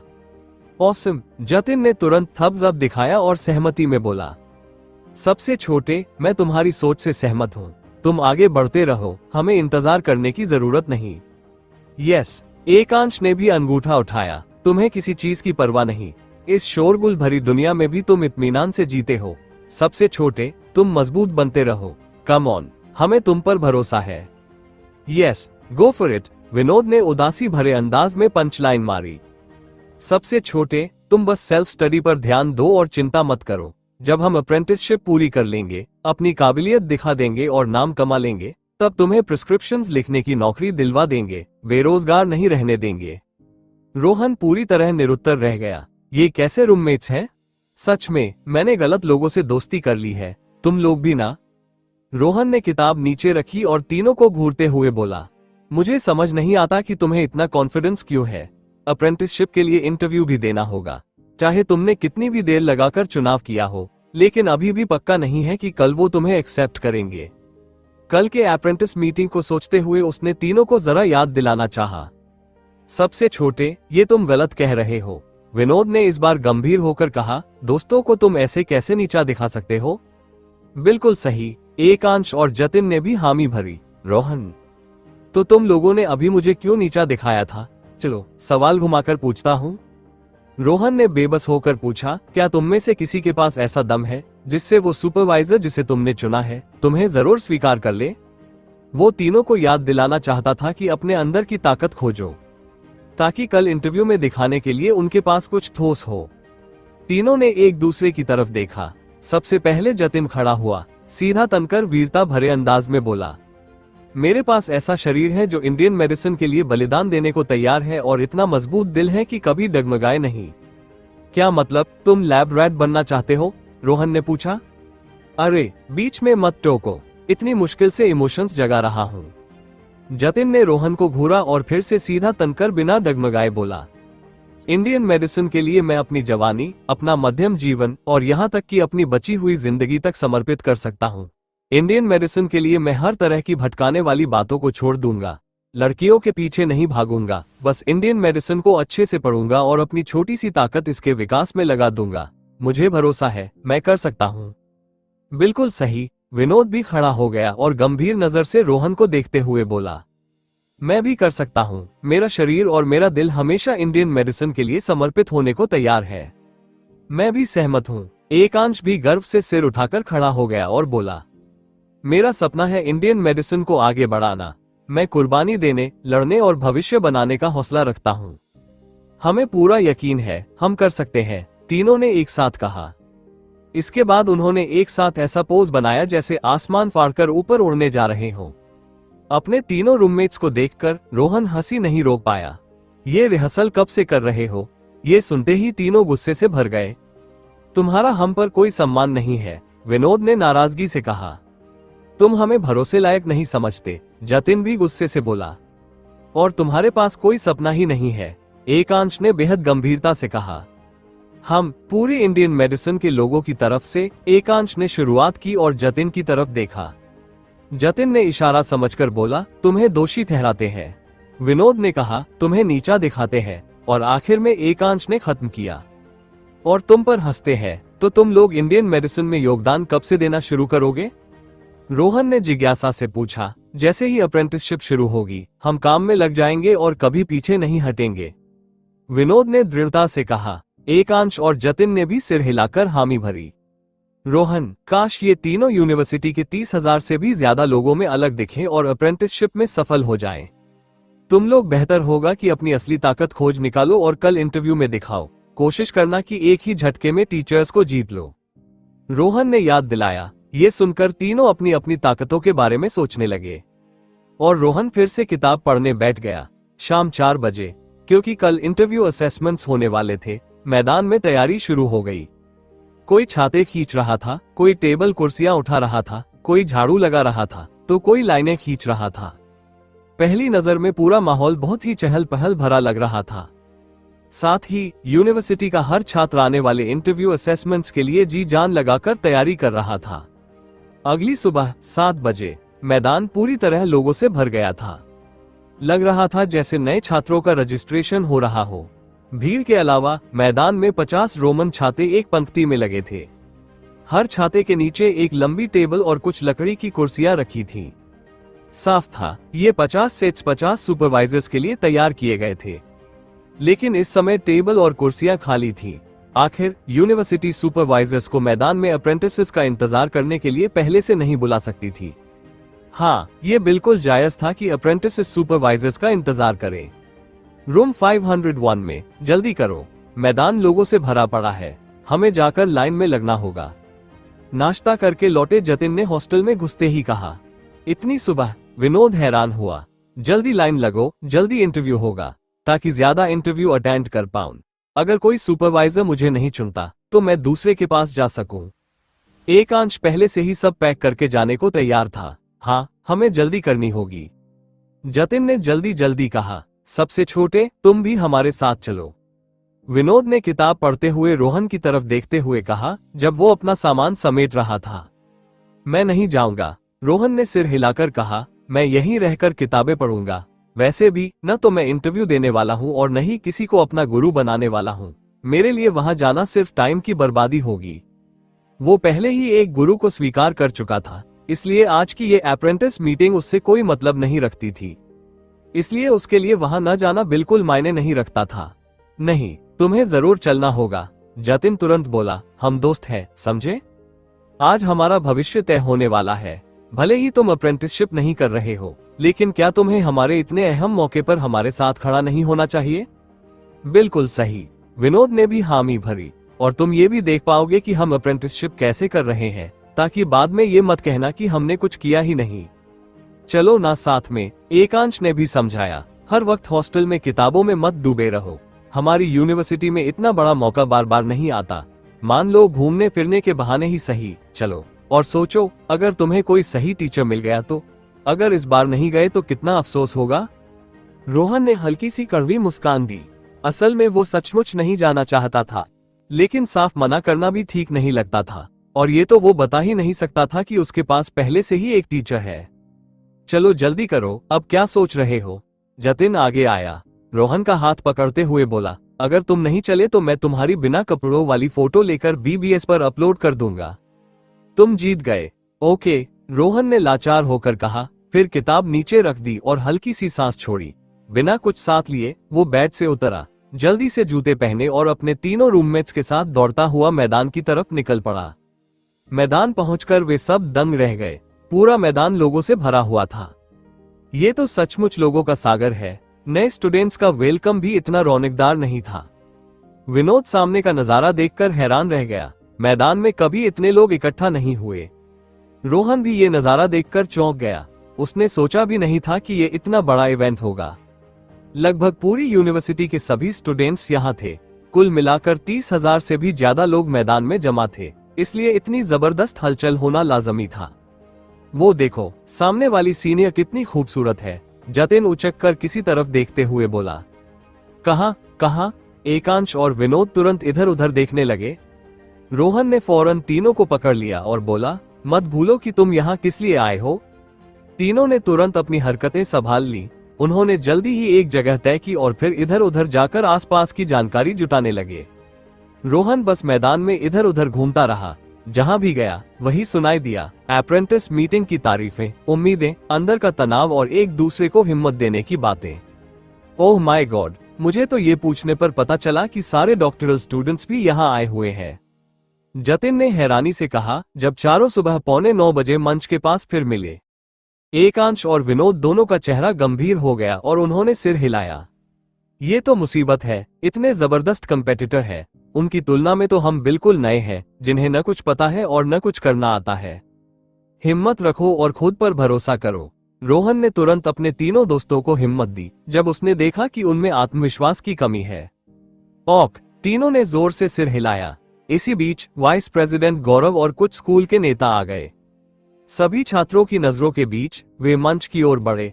गौरव सबसे आगे जाकर माइक्रोफोन उठाया। सामने खड़े जोशीले छात्रों को देखकर उसके चेहरे पर खुशी साफ झलक रही थी। जब हमारे पास ऐसे छात्र हैं, तो हमें अपनी यूनिवर्सिटी की तरक्की की चिंता क्यों करनी चाहिए? हमें इंडियन मेडिसिन की समृद्धि की चिंता क्यों करनी चाहिए? कृपया शांत हो जाइए, गौरव ने गहरी सांस लेकर कहा। तुरंत पूरा मैदान खामोश हो गया। चारों तरफ सिर्फ सन्नाटा छा गया और हजारों आंखें एकदम से गौरव पर टिक गईं। बिना किसी डर के उन्होंने ऊंची आवाज में कहा, सभी को नमस्ते। आज university of Ahmedabad Indian medicine के अप्रेंटिस प्लान की आधिकारिक शुरुआत का पहला दिन है। मैं हर किसी के चेहरे पर जो उत्साह देख रहा हूँ, उससे बहुत खुश और बहुत भावुक हूँ। लेकिन उससे भी ज्यादा मुझे छू गया है उन 50 सुपरवाइजर्स का जज्बा जो यूनिवर्सिटी के लिए बिना थके योगदान देने आए हैं। उनमें से कई बुजुर्ग प्रोफेसर ऐसे हैं जो पहले ही रिटायर हो चुके हैं। कोई दशकों से यूनिवर्सिटी में पढ़ा रहा था, कोई दशकों से अस्पतालों में मरीजों का इलाज कर रहा था। हर एक ने हमारी यूनिवर्सिटी के लिए शानदार योगदान दिया है और अपनी जवानी university of Ahmedabad Indian medicine को समर्पित कर दी है। आज भी जब उन्हें आराम से जीना चाहिए, वे फिर से खड़े हुए हैं और हमारी यूनिवर्सिटी के लिए काम करने का फैसला किया है। असल में हमारी यूनिवर्सिटी मैनेजमेंट का मानना था कि अब इन बुजुर्ग प्रोफेसरों को और काम नहीं करना चाहिए। उनका योगदान इतना बड़ा है कि अब उन्हें शांति से जिंदगी जीनी चाहिए। लेकिन जैसे ही उन्हें ये खबर मिली कि वे फिर से छात्रों को सिखा सकते हैं, उन्होंने आराम और पैसे कमाने के सारे मौके छोड़ दिए और हमारी गाइडेंस करने का फैसला किया। उन्होंने इंडियन मेडिसिन के विकास में फिर से योगदान देने का रास्ता चुना। ये लोग निस्वार्थ भाव से सेवा करने वाले हैं। ये असली इंडियन मेडिसिन के डॉक्टर हैं। आइए इन महान सीनियर्स के लिए जोरदार तालियां बजाएं। यही हमारे रोल मॉडल है। अचानक मैदान तालियों की गड़गड़ाहट से गूंज उठा। आवाज आसमान तक जा रही थी। हर कोई दिल से तालियां बजा रहा था, ये सोचकर कि 70 साल से ऊपर उम्र के ये प्रोफेसर भी अब छात्रों को सिखाने के लिए आगे आए हैं। सबके दिल कृतज्ञता और भावनाओं से भर गए। और सिर्फ वही नहीं, बल्कि कई वर्तमान स्कूल लीडर्स और अस्पतालों के डायरेक्टर्स भी यहाँ आए थे। इतने बिजी होने के बावजूद वे हमें गाइड करने के लिए आए हैं। ये हमारी कितनी बड़ी किस्मत है। ज्यादातर छात्रों ने मन ही मन ठान लिया कि अप्रेंटिसशिप मिलने के बाद वे जी जान से पढ़ाई करेंगे और यूनिवर्सिटी और शिक्षकों के इस योगदान का बदला मेहनत से देंगे। तालियां थामी। गौरव ने भावुक होकर आगे कहा, जब हमारे सुपरवाइजर्स इतने निस्वार्थ होकर योगदान दे रहे हैं, तो मैं उम्मीद करता हूं कि आप भी इस मौके को संजोएंगे और उनकी मेहनत को बेकार नहीं जाने देंगे। ये अवसर आपको आसानी से मिला हुआ लग सकता है, लेकिन याद रखो, जो चीज आसानी से मिलती है वो उतनी ही आसानी से खो भी सकती है। इस मौके को बहुत संभाल कर रखना। आप सबको ये समझना होगा कि अगर आपने मेहनत से पढ़ाई नहीं की, तो ये सिर्फ आपकी व्यक्तिगत बात नहीं होगी। इसका असर हर टीचर और हर स्टूडेंट पर पड़ेगा। एक आलसी छात्र सिर्फ जगह घेरता है और ये जगह किसी ऐसे स्टूडेंट का हक छीन सकती है जो सचमुच पढ़ने के लिए प्रेरित है। ऐसे में तुम सिर्फ खुद को ही नहीं, बल्कि दूसरों को भी बर्बाद कर दोगे, यहाँ तक कि अपने टीचर्स की मेहनत और सीख को भी। इसलिए मैं चाहता हूँ कि आप सब जमकर पढ़ाई करें, तरक्की करें और खुद में सुधार लाएं। कर पाओगे ना? गौरव ने ऊंची आवाज में पूछा। मैदान में हाँ, सभी छात्रों ने एक साथ जोर से चिल्लाकर जवाब दिया। रोहन ने भी गुड, बहुत बढ़िया। गौरव ने जोर से कहा, याद रखना, ये तुमने मुझसे वादा किया है। एक मजबूत इंसान हमेशा अपने वादे पर कायम रहता है और कभी उसे तोड़ता नहीं। इसके अलावा एक और बात है जो शायद तुम नहीं जानते, पहले तो मैं इसे बताना नहीं चाहता था, लेकिन तुम्हें मोटिवेट करने के लिए अब बताऊंगा। आज तुम्हें मशहूर सुपरवाइजर्स के साथ अप्रेंटिसशिप का मौका मिल रहा है। इसके लिए तुम्हें चंद्रेश, जो हॉस्पिटल ऑफ इंडियन मेडिसिन के डायरेक्टर हैं, और वाइस प्रेसिडेंट जयवंत घोष को धन्यवाद देना चाहिए, क्योंकि इस अप्रेंटिस प्लान को आगे बढ़ाने में इन्हीं दोनों का बड़ा योगदान है। लेकिन इसके अलावा तुम्हें एक और शख्स का शुक्रिया करना चाहिए, जो तुम लोगों की तरह ही एक स्टूडेंट है। दरअसल अप्रेंटिस प्लान का आइडिया सबसे पहले उसी ने दिया था।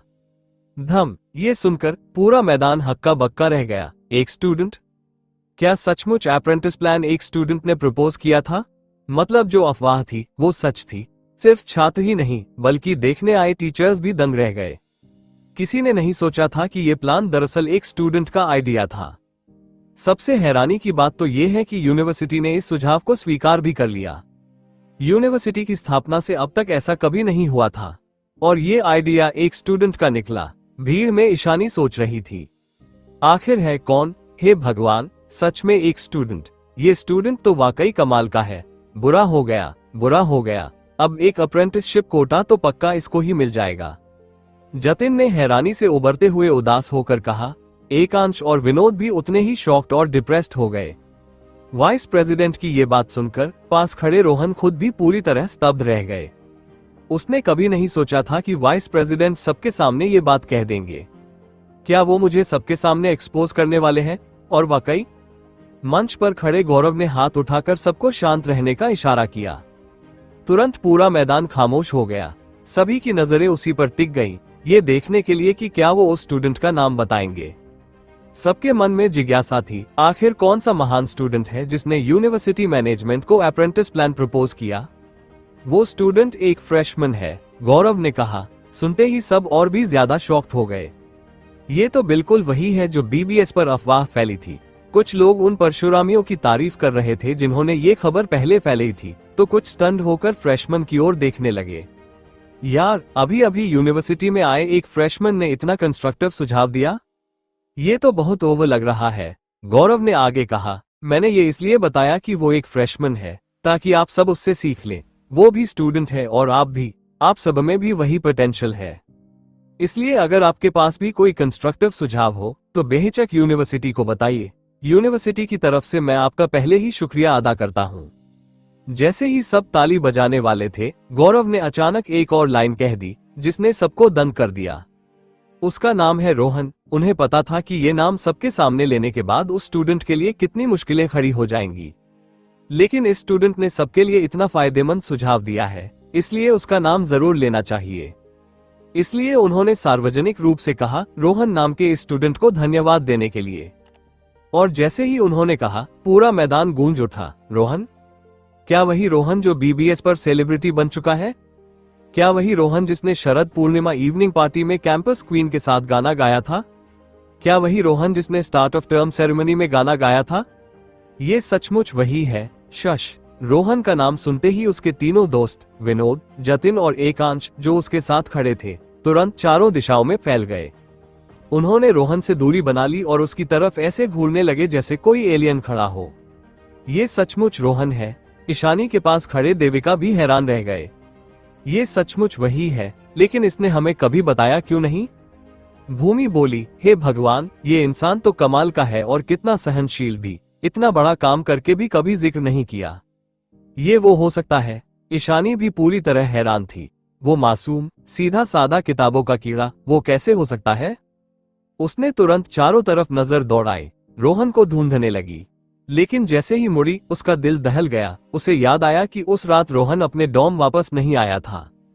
वो तुरंत चुप हो गई। भीड़ के दूसरी तरफ जैसे ही रोहन का नाम सुनाई दिया, स्टूडेंट यूनियन के प्रेसिडेंट निखिल हक्का बक्का रह गए। ये रोहन कैसे हो सकता है? क्या उसने किसी किस्मत के तारे पर पैर रख दिया है? ये यकीन करना और मान लेना उसके लिए बहुत मुश्किल था। उसी क्लास में पढ़ते हुए विजय हमेशा से ईशानी को पसंद करता था, लेकिन ट्रिप के बाद उसने नोटिस किया कि ईशानी की दिलचस्पी उससे और भी कम हो गई थी। उसी वक्त उसने रोहन की तरफ देखा। चेहरे पर जलन और नफरत साफ झलक रही थी। वो मान रहा था, इनकार नहीं कर रहा था, लेकिन उसे रोहन से बेहद नफरत हो रही थी। भीड़ के बाहर रोहन की क्लास की टीचर पूर्वी पहले तो हैरान और कंफ्यूज हुई, लेकिन तुरंत हंस पड़ी। उन्होंने मन ही मन सोचा, ये हंसमुख लड़का अंदर से कितनी चालाक सोच रखता है।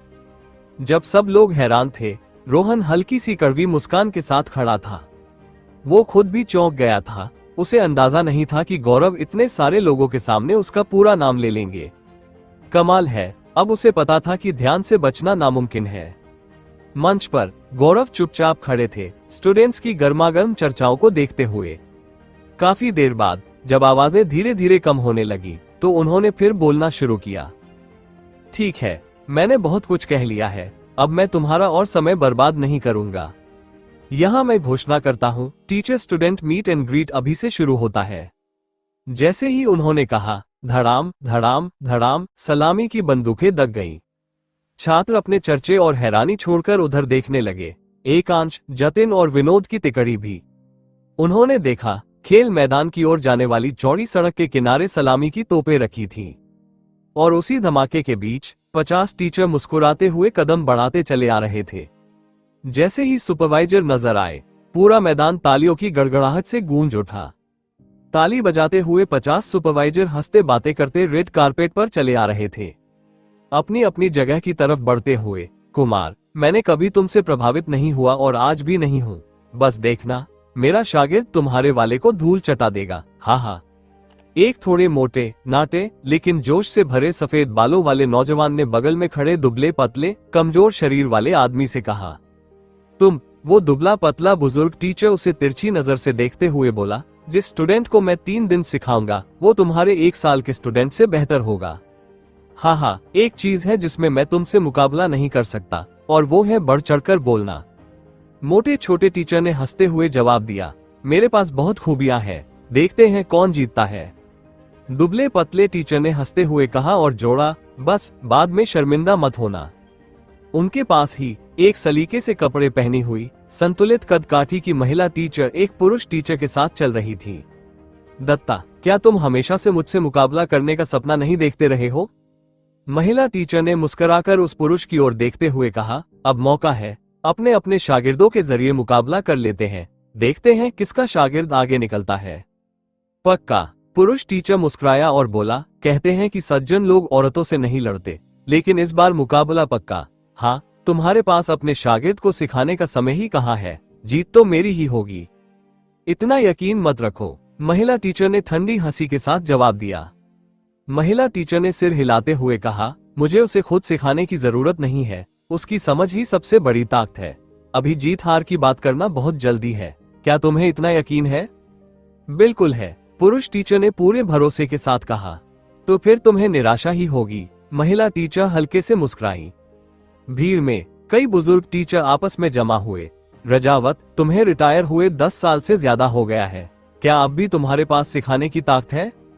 एक अपेक्षाकृत जवान दिखने वाले बुजुर्ग ने एक बूढ़े और थके हारे दिख रहे आदमी को देखते हुए कहा, अगर नहीं कर सकते तो छोड़ दो, इन स्टूडेंट्स की जवानी बर्बाद मत करो। वो बूढ़ा टीचर ठंडी सांस छोड़ते हुए बोला, चाहे मैं अब कितना भी कमजोर क्यों न हूँ, फिर भी तुमसे बेहतर हूँ। अरे इतना सीरियस क्यों हो? जवान बुजुर्ग हंसते हुए बोला, ये स्टूडेंट्स उन दिनों के बच्चों जैसे नहीं हैं जिन्हें हम पढ़ाते थे। इनमें जोश और जुनून तो बहुत है, लेकिन इन्हें काबू में रखना आसान नहीं।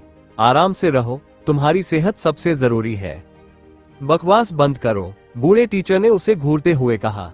बस देखना, मेरा शागिर्द तुम्हारे से कहीं बेहतर होगा। ठीक है, मैं इंतजार कर रहा हूँ, जवान बुजुर्ग मुस्कुराकर बोला और सिर हिलाया। इसी तरह हंसते बोलते हुए सारे 50 सुपरवाइजर अपनी अपनी जगह पहुंच गए और बैठ गए। हर लकड़ी की टेबल पर एक एक नेम कार्ड रखा हुआ था, जिससे पहचानना मुश्किल नहीं था। लेकिन जैसे ही वो सब बैठ गए, छात्र तेजी से खेल मैदान में घुसे और हर सुपरवाइजर को चारों तरफ से घेर लिया।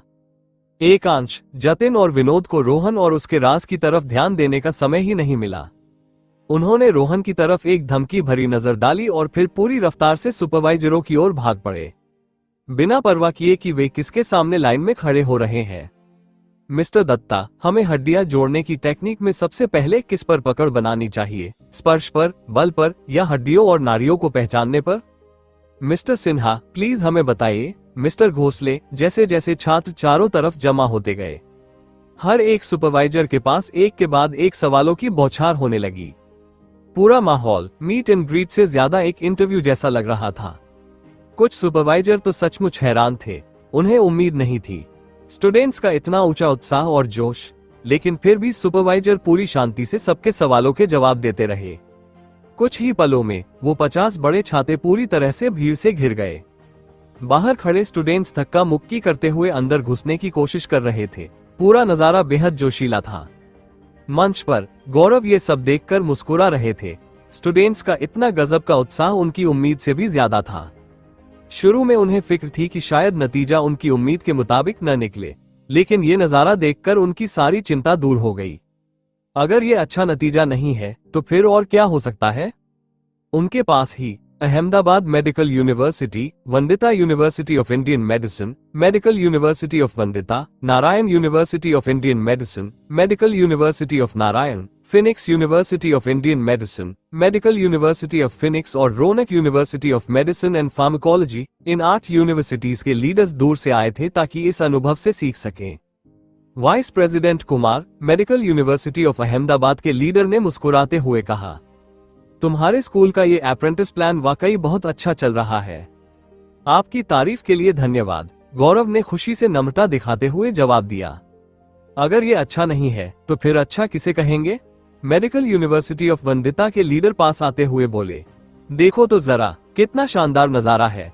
मुझे पूरा यकीन है कि Ahmedabad university of Indian medicine बहुत जल्द ऊंचाइयों पर पहुंचेगी। बिल्कुल सही, Phoenix university of Indian medicine के लीडर ने सिर हिलाकर सहमति जताई। सच कहूं तो तुम्हारे स्टूडेंट्स का ये जुनून और पुराने टीचर्स की इतनी निस्वार्थ समर्पण भावना देखकर मैं वाकई प्रभावित हूं।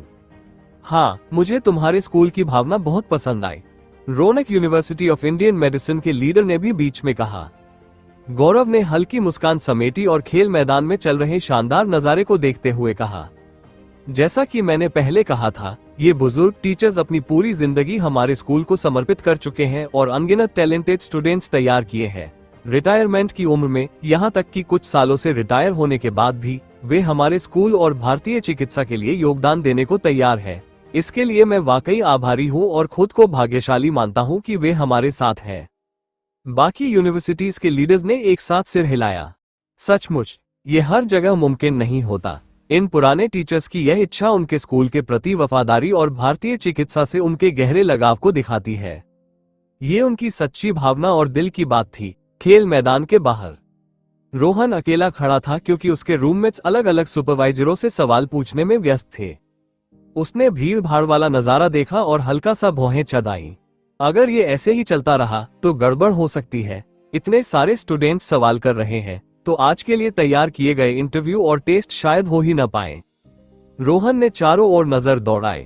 अचानक उसकी नजर गौरव पर पड़ी। उसकी आंखों में चमक आई और वो तेजी से मंच की ओर बढ़ा। प्रेसिडेंट कुमार, मंच के किनारे पहुंचकर रोहन ने आवाज लगाई। गौरव, जो उस वक्त 7 और यूनिवर्सिटीज के लीडर से बातचीत कर रहे थे, मुड़े और रोहन की ओर हैरानी से देखने लगे। हाँ बताओ, तुम्हें क्या चाहिए? वो उसे पहचान नहीं पाए थे। मैं रोहन हूँ, रोहन ने कहा। ओह, गौरव चौंके, लेकिन तुरंत खुद को संभाल लिया। फिर भी हैरानी भरे लहजे में बोले, तो तुम ही हो वो स्टूडेंट रोहन? जी, मैं ही हूँ। आपसे मिलकर अच्छा लगा, प्रेसिडेंट। रोहन ने विनम्रता से जवाब दिया। पास खड़े 7 यूनिवर्सिटीज के लीडर्स भी उत्सुकता से रोहन की ओर देखने लगे और उसे ऊपर से नीचे तक गौर से देखा। यही वो स्टूडेंट था जिसने ये अप्रेंटिस प्लान सुझाया था। इतना जवान देखकर सब दंग रह गए। सच है, हीरो तो नई पीढ़ी से ही निकलते हैं। गौरव ने रोहन को देखते हुए मजाकिया लहजे में कहा, मैं तो तुम्हें ढूंढने ही वाला था और तुम खुद मेरे पास आ गए। फिर उन्होंने गंभीर होते हुए कहा, मैं स्कूल की तरफ से तुम्हारा शुक्रिया अदा करना चाहता हूँ। तुम्हारे सुझाव ने न सिर्फ स्कूल को फायदा पहुंचाया है, बल्कि तुम्हारे साथियों को भी बेहतर सीखने का मौका दिया है। आपकी तारीफ के लिए धन्यवाद, रोहन ने शालीनता से मुस्कुराते हुए कहा। तो बताओ, मैं तुम्हारी कैसे मदद कर सकता हूँ? गौरव ने मुस्कुराकर पूछा। 3 बातें हैं, रोहन ने सीधे कहा। सबसे पहले, मैं चाहता हूँ कि स्कूल स्टूडेंट्स को सुपरवाइजरों के सामने लाइन में खड़ा होने के लिए व्यवस्थित करे। अभी बहुत अफरा तफरी है और किसी भी वक्त हादसा हो सकता है। नहीं सुपरवाइजर स्टूडेंट्स से ठीक से बात कर पा रहे हैं। ये मीट एंड ग्रीट है, लेकिन साथ ही इंटरव्यू और टेस्ट भी है। अगर ऐसे ही चलता रहा तो सुपरवाइजर सिर्फ सवालों के जवाब ही देते रहेंगे और किसी का इंटरव्यू नहीं ले पाएंगे। हर स्टूडेंट का समय तय होना चाहिए, वरना पीछे खड़े स्टूडेंट्स के साथ नाइंसाफी होगी। दूसरी बात यह है कि मैं चाहता हूँ स्कूल कुछ मूंग दाल का सूप भी तैयार करवाए। अब भले ही मौसम शरद ऋतु का है, लेकिन आज बहुत गर्मी है। लंबी लाइन में खड़े खड़े छात्रों को हीट स्ट्रोक हो सकता है। रोहन ने कहा। ये सुनकर गौरव ने तुरंत सिर हिलाया और मानते हुए बोला, ओके, ये मेरी चूक थी, मैं अभी इसकी व्यवस्था करवाता हूँ। आखिरी बात क्या है? वो जिज्ञासु हो गया। बाकी यूनिवर्सिटी के लीडर्स भी उत्सुक थे। आखिरी बात नए छात्रों के बारे में है। भीड़ के बीच उठे उत्साह को देखते हुए रोहन ने आगे कहा, मेरा मानना है कि सभी नए छात्रों को सबसे पहले बेसिक नॉलेज अच्छी तरह सीखनी चाहिए, चाहे वो किसी सुपरवाइजर के साथ हो या बिना। क्योंकि अभी वो यूनिवर्सिटी में नए आए हैं। अगर उन्हें बिना मजबूत नींव के सीधा सुपरवाइजर मिल गया तो उनमें घमंड आ सकता है और उनका लक्ष्य अवास्तविक रूप से ऊंचा हो सकता है, जिससे वो अपनी पढ़ाई में पीछे रह जाएंगे। इससे बचने के लिए मैं सुझाव देता हूं कि जिन छात्रों को सुपरवाइजर मिल चुका है उन्हें हर कोर्स में कम से कम 85 नंबर लाना जरूरी हो। अगर वो इसमें सफल नहीं होते तो हमें उन्हें यहीं रोककर देखना चाहिए कि उनका रवैया कैसा है। जिन्हें सुपरवाइजर नहीं मिला है वो इस बार हमारी चिंता का विषय नहीं है, लेकिन जिनके पास सुपरवाइजर है और वो फिर भी 85 नंबर नहीं ला पाए, तो मैं सुझाव देता हूं कि उन्हें यूनिवर्सिटी से निकाल दिया जाए। बगल में बैठे रोहन की ये बात सुनकर 7 अलग अलग यूनिवर्सिटीज के लीडर्स की आंखों में चमक आ गई। कमाल का विचार। अगर इस प्रोग्राम को इस छात्र के सुझाव के अनुसार लागू किया जाए तो छात्रों को जमीन से जुड़े रखा जा सकता है और उन्हें और मेहनत करने के लिए प्रोत्साहित किया जा सकता है। ये स्कूल और छात्रों दोनों के लिए ही बेहतरीन होगा। साथ ही इससे सुपरवाइजर्स का दबाव भी कम होगा और उन्हें पढ़ाने के कुछ खास हिस्सों पर ध्यान देने का बेहतर मौका मिलेगा। शुरुआत में दूसरी यूनिवर्सिटीज के ये 7 लीडर्स यकीन ही नहीं कर पा रहे थे कि कोई फ्रेशमैन इतनी बेहतरीन अप्रेंटिस प्लान बना सकता है, लेकिन अब वे पूरी तरह से आश्वस्त हो चुके थे। एक्सीलेंट।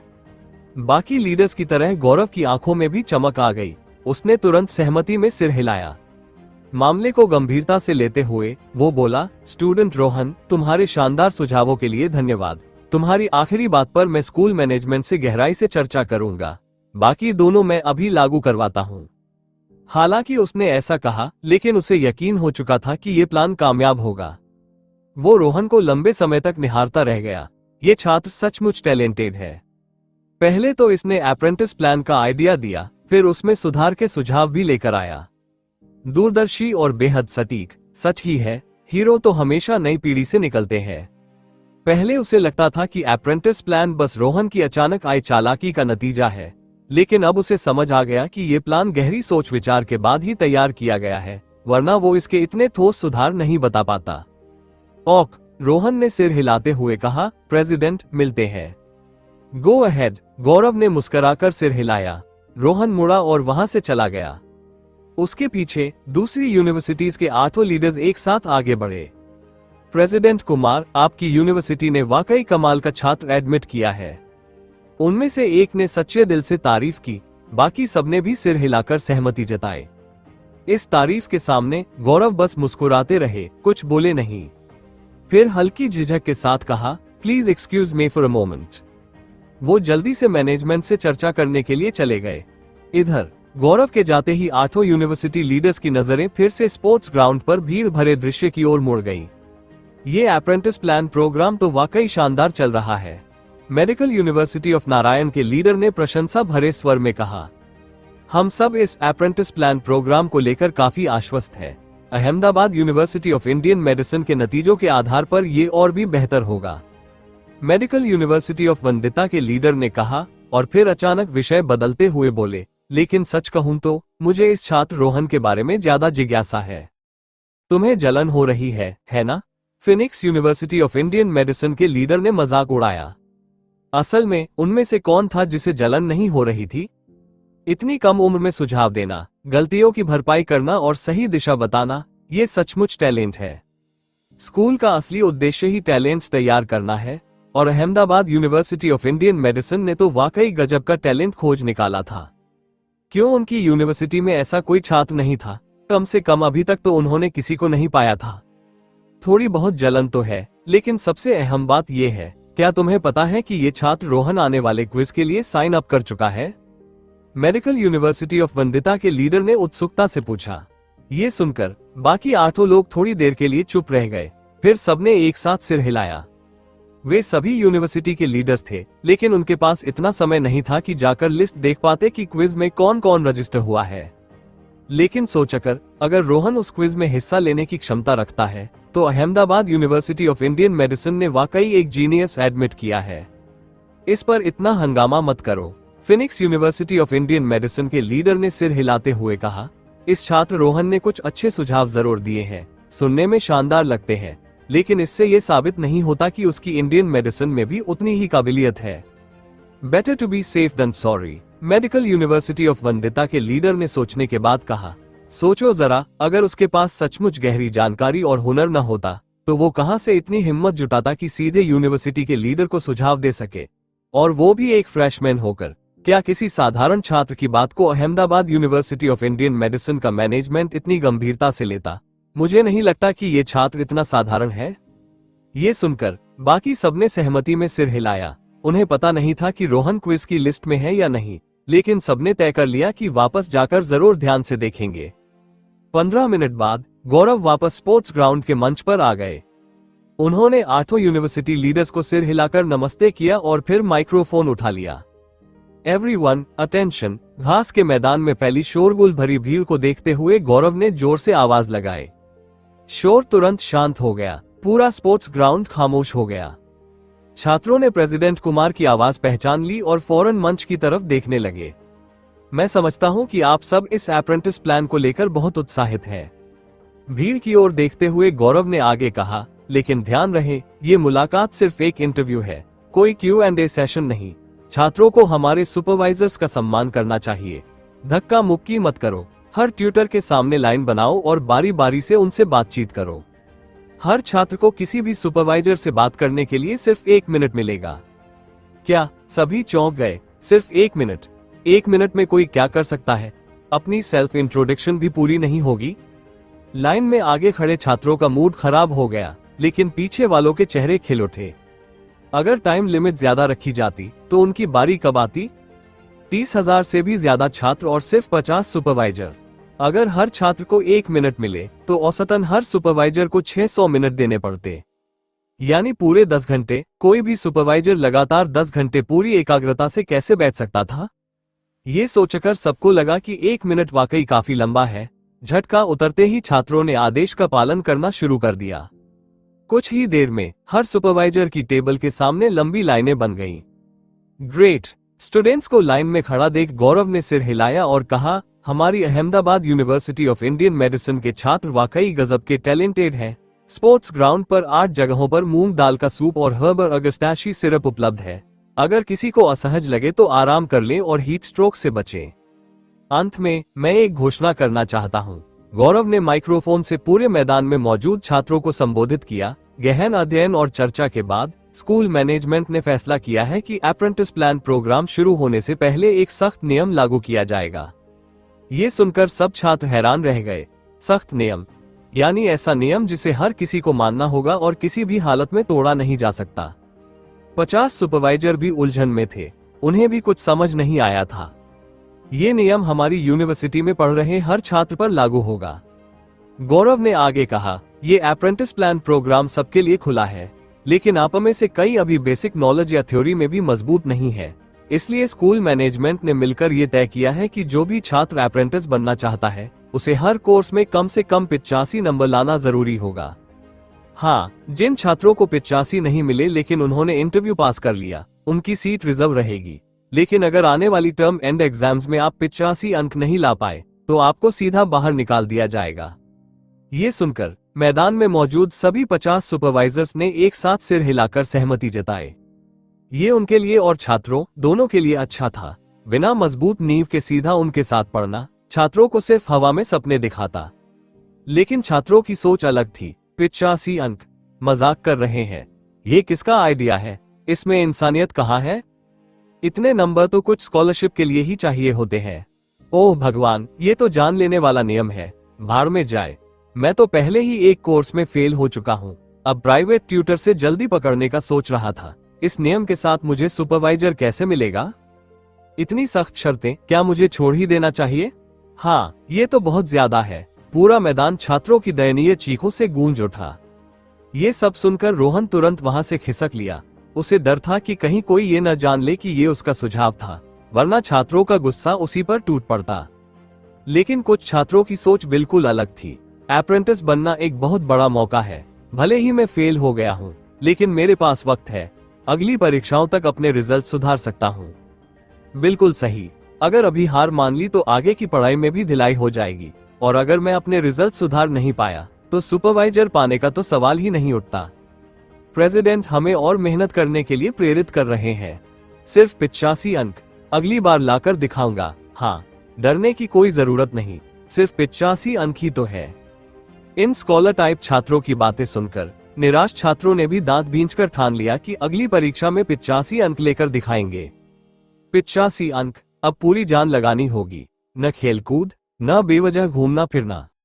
आखिरकार स्कूल में अप्रेंटिस बनना कोई आसान बात नहीं थी। ये जिंदगी का एक बार मिलने वाला मौका था, जिसे कोई गंवाना नहीं चाहता था। छात्रों की सोच बदल गई। उन्होंने शिकायत करना बंद कर दिया और फिर से इंटरव्यू की लाइन में लग गए। उसी समय गौरव ने कुछ सीनियर छात्रों को 50 सुपरवाइजर्स के असिस्टेंट्स के रूप में बुला लिया। कुछ छात्र हर लाइन में खड़े हुए उम्मीदवारों के नाम और कॉन्टैक्ट लिखने लगे, ताकि सुपरवाइजर इंटरव्यू के दौरान उन पर अपनी टिप्पणी दर्ज कर सके। इससे उन्हें ये तय करने में आसानी होगी कि कौन सा छात्र उनके लिए ज्यादा उपयुक्त है। इंटरव्यू व्यवस्थित तरीके से आगे बढ़ता रहा। स्पोर्ट्स ग्राउंड पर और भी लोग जुटने लगे। कई टीचर्स भी जिज्ञासा में बाहर आ गए। मंच पर ऐसा भव्य मौका बहुत कम देखने को मिलता है। बाकी 8 विश्वविद्यालयों के लीडर्स फिर से आपस में चर्चा करने लगे। हाँ, इतना बड़ा जनसागर बार बार नहीं दिखता, मेडिकल यूनिवर्सिटी ऑफ वंदिता के लीडर ने कहा। अगर सिर्फ एक इंस्टीट्यूट होता तो ठीक था, लेकिन इतने सारे इंस्टीट्यूट्स के छात्रों को इकट्ठा करना थोड़ा डरावना लगता है। Phoenix university of Indian medicine के लीडर ने सिर हिलाते हुए सहमति जताई। लगता है university of Ahmedabad Indian medicine अब एकदम फेमस होने वाली है। Ronak university of Indian medicine के लीडर ने भी सिर हिलाकर कहा, मुझे तो लगता है ये जल्दी ही टीवी पर आएगा। इतनी बड़ी पब्लिसिटी का मौका है। अगर हाई स्कूल के बच्चे ये सब देख लें तो उनमें से बहुत से यही अप्लाई करेंगे। अफसोस, हम एक कदम देर से पहुंचे।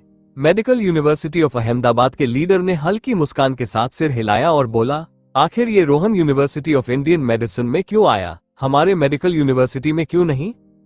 क्या तुम्हें लगता है university of Ahmedabad Indian medicine की मैनेजमेंट इतनी बड़ी पब्लिसिटी का मौका हाथ से जाने देगी? मेडिकल यूनिवर्सिटी ऑफ फिनिक्स के लीडर ने पूछा। बिल्कुल नहीं। मेडिकल यूनिवर्सिटी ऑफ वंदिता के लीडर ने तुरंत सिर हिलाया और कहा, यह प्रोग्राम इतना बड़ा हो चुका है, तुम स्कूल लीडर हो, वो भी है। जब उन्होंने ये अप्रेंटिस प्लान शुरू करने का फैसला लिया तो उन्होंने सारे फायदे नुकसान अच्छे से सोच लिए होंगे। वो इतनी बड़ी पब्लिसिटी का मौका कभी नहीं छोड़ेंगे। बाकी 6 यूनिवर्सिटीज के लीडर्स ने हल्की सांस भरते हुए सिर हिला दिया। हर किसी के मन में यही ख्याल आया, कितना अच्छा होता अगर ये मौका हमें मिला होता। लेकिन university of Ahmedabad Indian medicine पहले ही बाजी मार चुकी थी। अब वो चुपचाप बैठ नहीं सकते थे। 8 लीडर्स ने गौरव को अलविदा कहा और जाने की तैयारी करने लगे। उन्हें साफ पता था, university of Ahmedabad Indian medicine की ये आग पूरे देश में फैलने से पहले उन्हें अपनी यूनिवर्सिटी में इसकी रिपोर्ट करनी होगी। शायद वो इस आग की लपटों का फायदा उठाकर अपनी तरफ भी कुछ पब्लिसिटी कर पाए। अलविदा कहने के बाद 8 लीडर्स जल्दी जल्दी वहां से निकल गए। उधर काफी सुबह से ही खेल मैदान पर पहुंचकर ये शानदार नजारा देखने वाले चंद्रेश ने मंच पर कोई भाषण नहीं दिया, लेकिन उनके चेहरे पर लगातार चमकती हुई मुस्कान थी। स्कूल ऑफ इंडियन मेडिसिन के डायरेक्टर होने के नाते जब उन्होंने देखा कि उनके छात्र इतनी मेहनत और जुनून के साथ आगे बढ़ने की कोशिश कर रहे हैं, तो वो भला कैसे न मुस्कुराते। आखिरकार मैंने कुछ बड़ा काम कर दिखाया, चंद्रेश ने मन ही मन सोचा। पद संभालने के बाद से उन्होंने ज्यादा व्यवहारिक काम नहीं किया था। अपने पूर्ववर्तियों की तरह ही जो चीज ध्यान देने लायक होती उस पर ध्यान देते और बाकी में हमेशा सावधान और सतर्क रहते। उन्हें लगता था कि वो बार बार वही काम दोहराते जा रहे हैं, बिना यूनिवर्सिटी के लिए कोई खास योगदान दिए। कभी कभी उनका मन कई काम करने का नहीं होता था, लेकिन ऑफिस में बैठे बैठे उन्हें करना ही पड़ता था।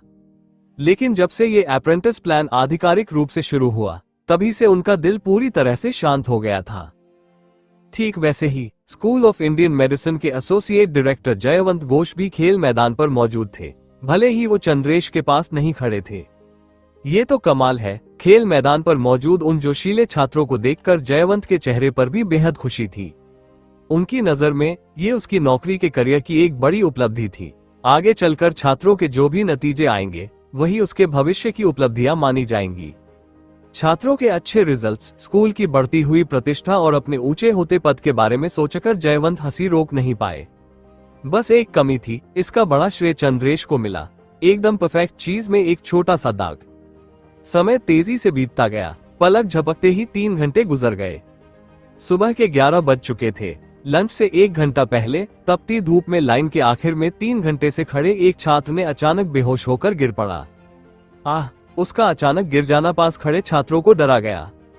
वो तुरंत आगे बढ़े और उसे उठाने की कोशिश करने लगे। बाहों का सहारा देते हुए एक छात्र ने जोर से पुकारा, हेल्प, कोई बेहोश हो गया है। ये आवाज सुनते ही खेल मैदान में मौजूद भीड़ में हलचल मच गई। सबकी नजर उस ओर चली गई। ज्यादातर छात्र लाइन में ही खड़े रहे और आगे लगी लंबी कतार को देखते हुए चिंता और बेबसी से भर गए। क्या हुआ? ये शोर सुनते ही गौरव तुरंत मुड़े। फिर गुस्से में पास खड़े स्टाफ से पूछा, क्या तुमने मूंग की दाल का सूप तैयार नहीं किया था? फिर हमारा छात्र क्यों बेहोश हुआ? उनके पास खड़ा स्टाफ परेशान सा बोला, प्रेसिडेंट, मैंने आपकी हिदायत के मुताबिक ढेर सारा मूंग दाल का सूप तैयार किया था, लेकिन कोई भी छात्र पीने नहीं आया। वो इतने समय से लाइन में खड़े हैं कि लाइन छोड़कर फिर से पीछे लगने को तैयार ही नहीं। गौरव ये सुनकर दंग रह गए। उन्होंने पहले से ही इस तरह की संभावना सोची थी। भावुक होकर बोले, ये बच्चे भी ना, अब क्या कहूं। ये तो अच्छी बात थी कि छात्र इतने जुनून से भरे हुए थे, लेकिन वाइस प्रेसिडेंट होने के नाते वो ये नहीं देखना चाहते थे कि कोई छात्र सिर्फ एक इंटरव्यू के लिए बेहोश हो जाए।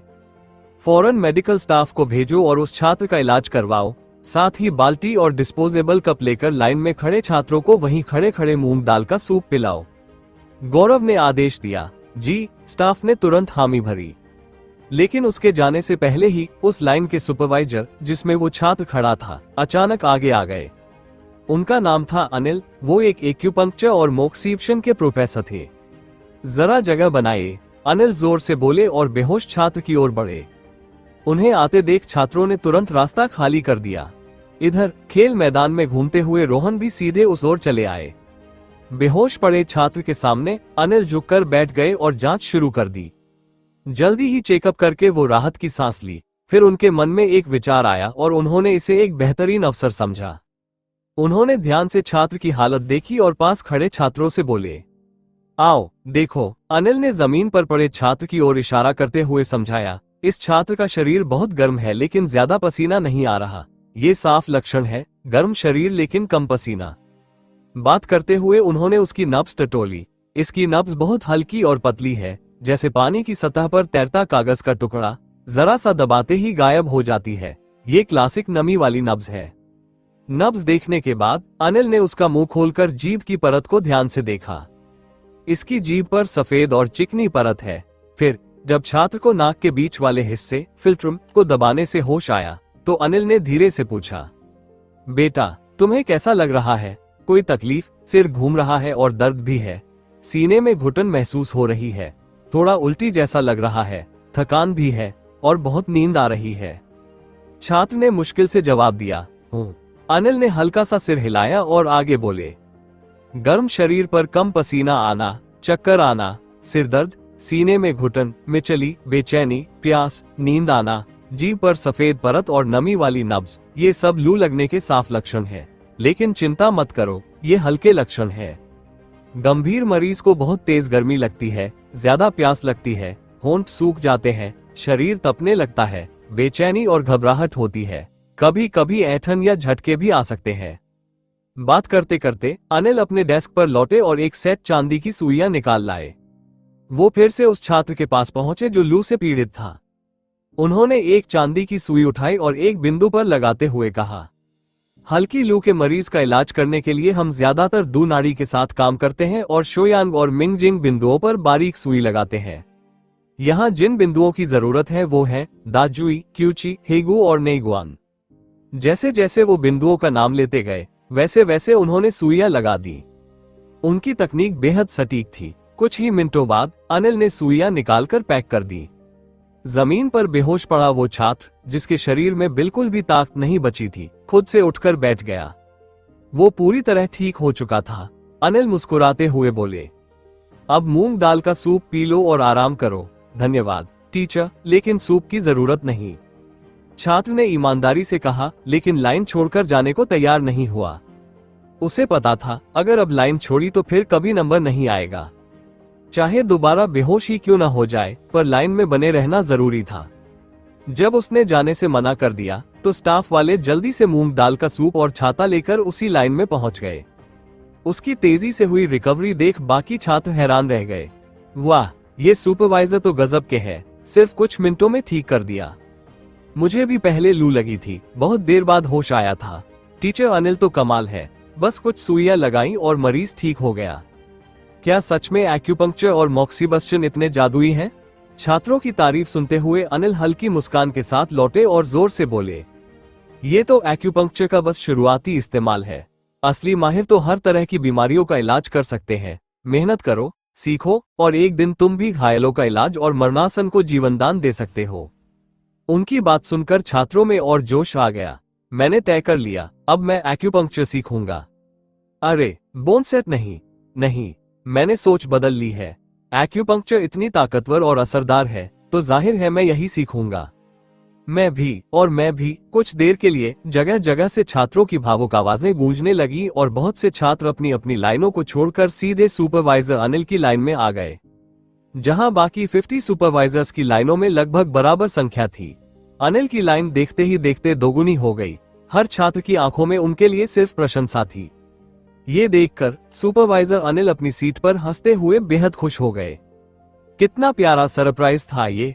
लेकिन दूसरी तरफ बाकी सुपरवाइजर्स के चेहरे उतर गए। ये चालाक लोमड़ी, इस तरह छात्रों को खींचना सही नहीं है।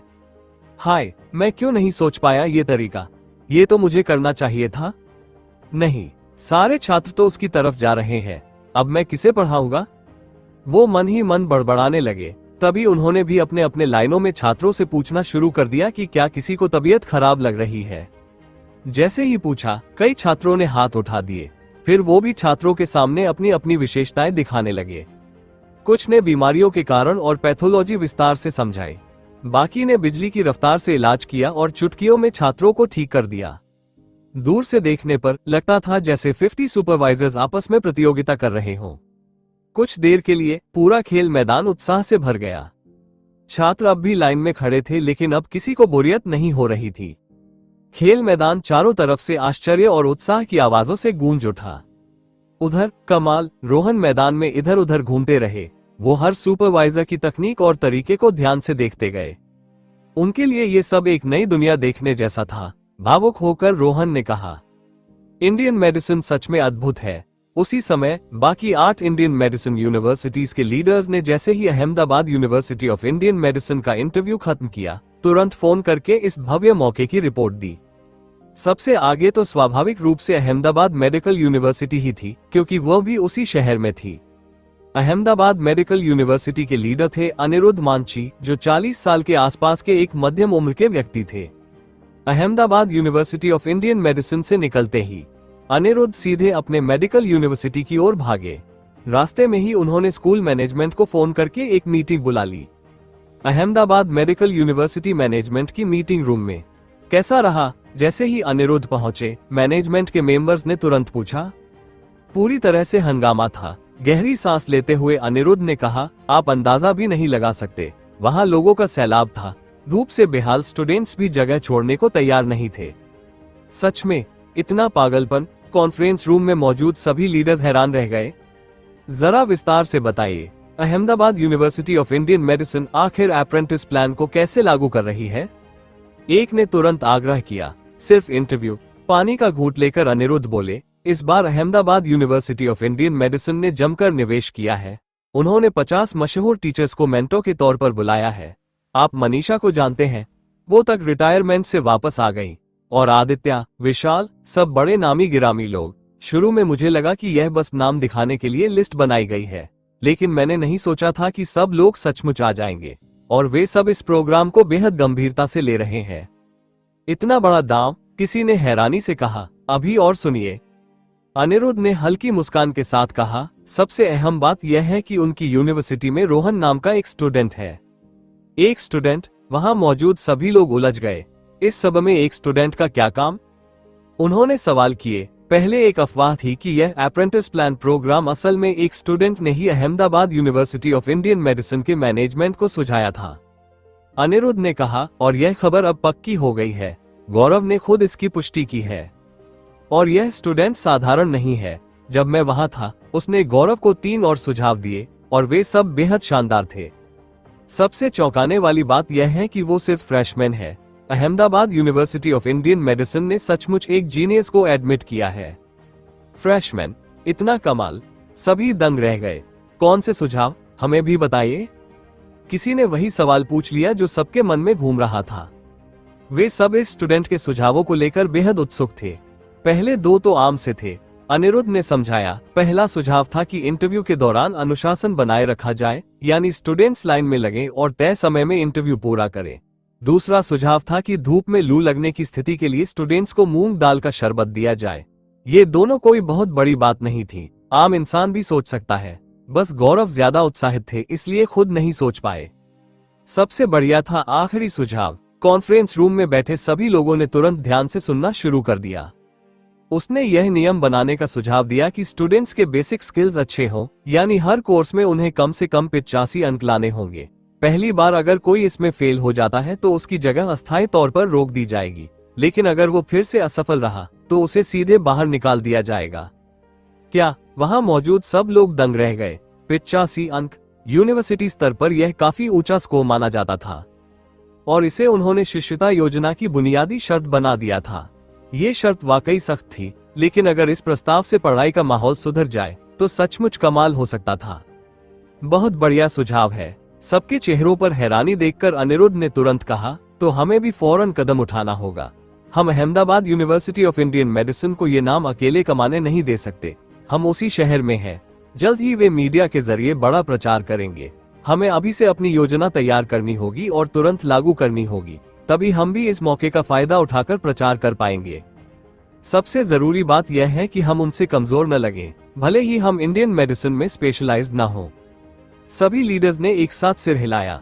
हमें करना ही होगा और धूमधाम से करना होगा। Ahmedabad university of Indian medicine को हम अपने सिर पर चढ़ने नहीं देंगे। बेशक केवल अहमदाबाद मेडिकल यूनिवर्सिटी ही नहीं थी, बाकी यूनिवर्सिटीज के लीडर्स ने भी फोन पर पूरी स्थिति की रिपोर्ट दी, क्योंकि वे तुरंत वापस नहीं पहुंच सकते थे। जो भी वहां इंटरव्यू में मौजूद थे, सभी ने इस मामले को बेहद अहम बताया। हर कोई तुरंत अपनी यूनिवर्सिटी के लिए योजना बनाने में जुट गया।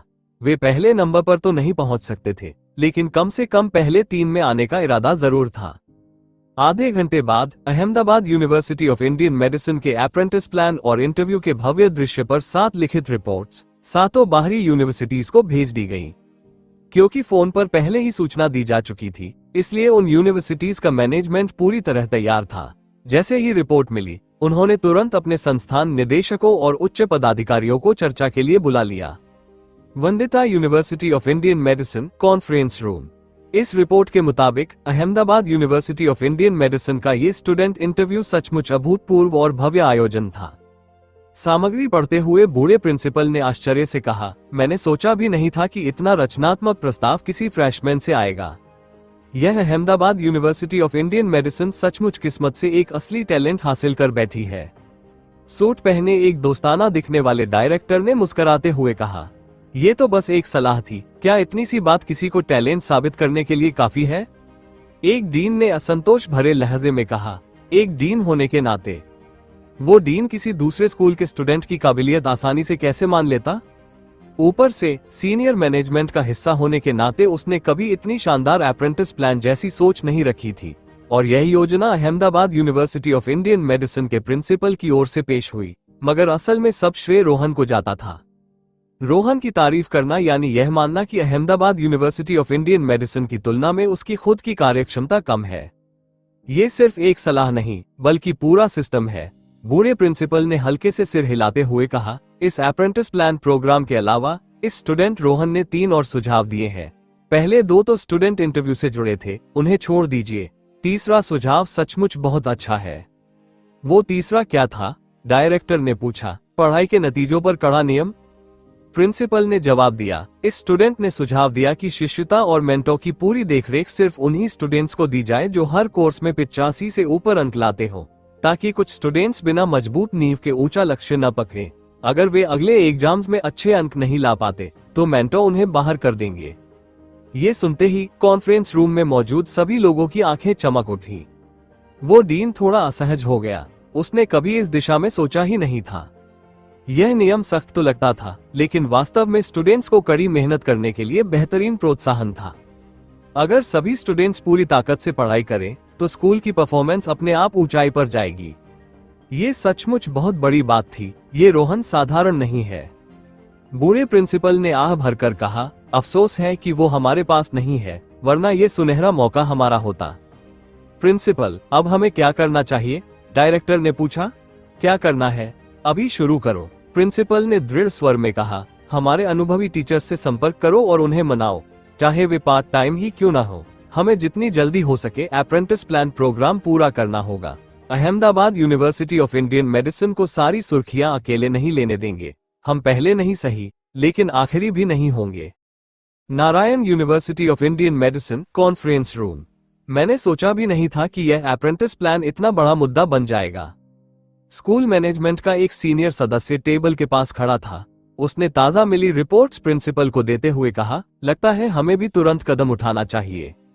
नोटिस जारी करो और स्टूडेंट्स को अप्रेंटिस प्लान के बारे में बताओ। हमारे सक्रिय और रिटायर्ड टीचर्स से संपर्क करो और उन्हें इसमें शामिल होने के लिए मनाओ। रिपोर्ट पढ़ने के बाद प्रिंसिपल ने आदेश दिया। फिर उन्होंने जोड़ा, Ahmedabad university of Indian medicine में रोहन नाम के स्टूडेंट पर नजर रखो और देखो कि क्या वो क्विज की लिस्ट में है। क्या रोहन फ्रेशमैन है? एक डीन ने हैरानी से पूछा। उसे तो पहले ही इस बात पर ताज्जुब था कि इतना बड़ा प्रस्ताव किसी स्टूडेंट ने दिया। उसने तो ये सोच भी नहीं था कि वो फ्रेशमैन निकलेगा। बिल्कुल, प्रिंसिपल ने सिर हिलाया और कहा। इस स्टूडेंट ने Ahmedabad university of Indian medicine के लीडर्स को 3 सुझाव दिए और वहां की मैनेजमेंट ने उन्हें बेहद अहमियत दी। अब जल्द ही फ्रेशमैन क्विज होने वाला है। अगर इसमें कोई टैलेंट नहीं होता तो मैनेजमेंट उसे इतनी गंभीरता से नहीं लेती। अगर वो क्विज लिस्ट में है तो इस साल का क्विज आसान नहीं होगा। उसी समय बाकी इंडियन मेडिसिन यूनिवर्सिटीज ने भी मीटिंग बुलाकर चर्चा और अध्ययन शुरू कर दिया। सिर्फ 1 घंटे के भीतर 8 इंडियन मेडिसिन यूनिवर्सिटीज ने नोटिस जारी कर अप्रेंटिस प्लान लागू करने की शुरुआत कर दी। सब यूनिवर्सिटीज में टीचर्स से संपर्क, घोषणाएं और प्रचार का काम तेजी से चल पड़ा। Ahmedabad university of Indian medicine समेत 9 यूनिवर्सिटीज की इस कार्रवाई ने पूरे देश की इंडियन मेडिसिन यूनिवर्सिटीज को हिला दिया। जैसे ही वे सभी डिटेल्स सामने आए, उन यूनिवर्सिटीज के टॉप मैनेजमेंट दंग रह गए। उन्हें एहसास हुआ कि जो खबरें उन्हें मिली थीं, वे सचमुच हकीकत बन चुकी हैं। ये तो शायद एक बड़ी सनसनी बनने जा रही थी। लगता है देश की सभी इंडियन मेडिसिन यूनिवर्सिटीज में बड़ा बदलाव आने वाला है। शिष्यता अब पूरे देश की इंडियन मेडिसिन यूनिवर्सिटीज का मुख्यधारा बन जाएगी। शिष्यता ही भविष्य की दिशा है। हैरान और भावुक होकर देश भर की इंडियन मेडिसिन यूनिवर्सिटीज ने तुरंत चर्चा शुरू कर दी। जैसे जैसे ये चर्चाएं बढ़ी, विस्तृत रिपोर्ट्स देश भर की इंडियन मेडिसिन यूनिवर्सिटीज के शीर्ष नेताओं तक पहुंचने लगी। इसके बाद रोहन का नाम तेजी से पूरे देश की इंडियन मेडिसिन यूनिवर्सिटीज की मैनेजमेंट में फैल गया। जैसे बाकी 7 यूनिवर्सिटीज के लीडर्स, वैसे ही अन्य इंडियन मेडिसिन यूनिवर्सिटीज की मैनेजमेंट भी यह जानकर अचंभित रह गई कि इतना शानदार प्रस्ताव किसी फ्रेशमैन ने दिया है। बिना किसी शक के रोहन का नाम इन यूनिवर्सिटी लीडर्स पर गहरी छाप छोड़ गया। उधर जब पूरे देश की इंडियन मेडिसिन यूनिवर्सिटीज अपनी अपनी अप्रेंटिस प्लान बनाने में व्यस्त थी, Ahmedabad university of Indian medicine में इंटरव्यू पूरी तरह व्यवस्थित ढंग से चल रहा था। खेल मैदान पर रोहन अब भी घूम घूम कर ट्यूटर्स की इलाज की विधियां देख रहा था। शायद इस बड़े आयोजन की वजह से अगस्त्य भी मैदान पर आ गए। मिस्टर बेदी, आप यहाँ कैसे? अगस्त्य को देखते ही रोहन आगे बढ़कर उनका अभिवादन करने पहुंचा। चलो दोस्तों, आज के लिए इतना ही। बाकी के एपिसोड के लिए सब्सक्राइब करें हमारी चैनल ऑडियो टून को, जिससे आपको हमारी हर वीडियो की नोटिफिकेशन सबसे पहले मिल जाए। धन्यवाद।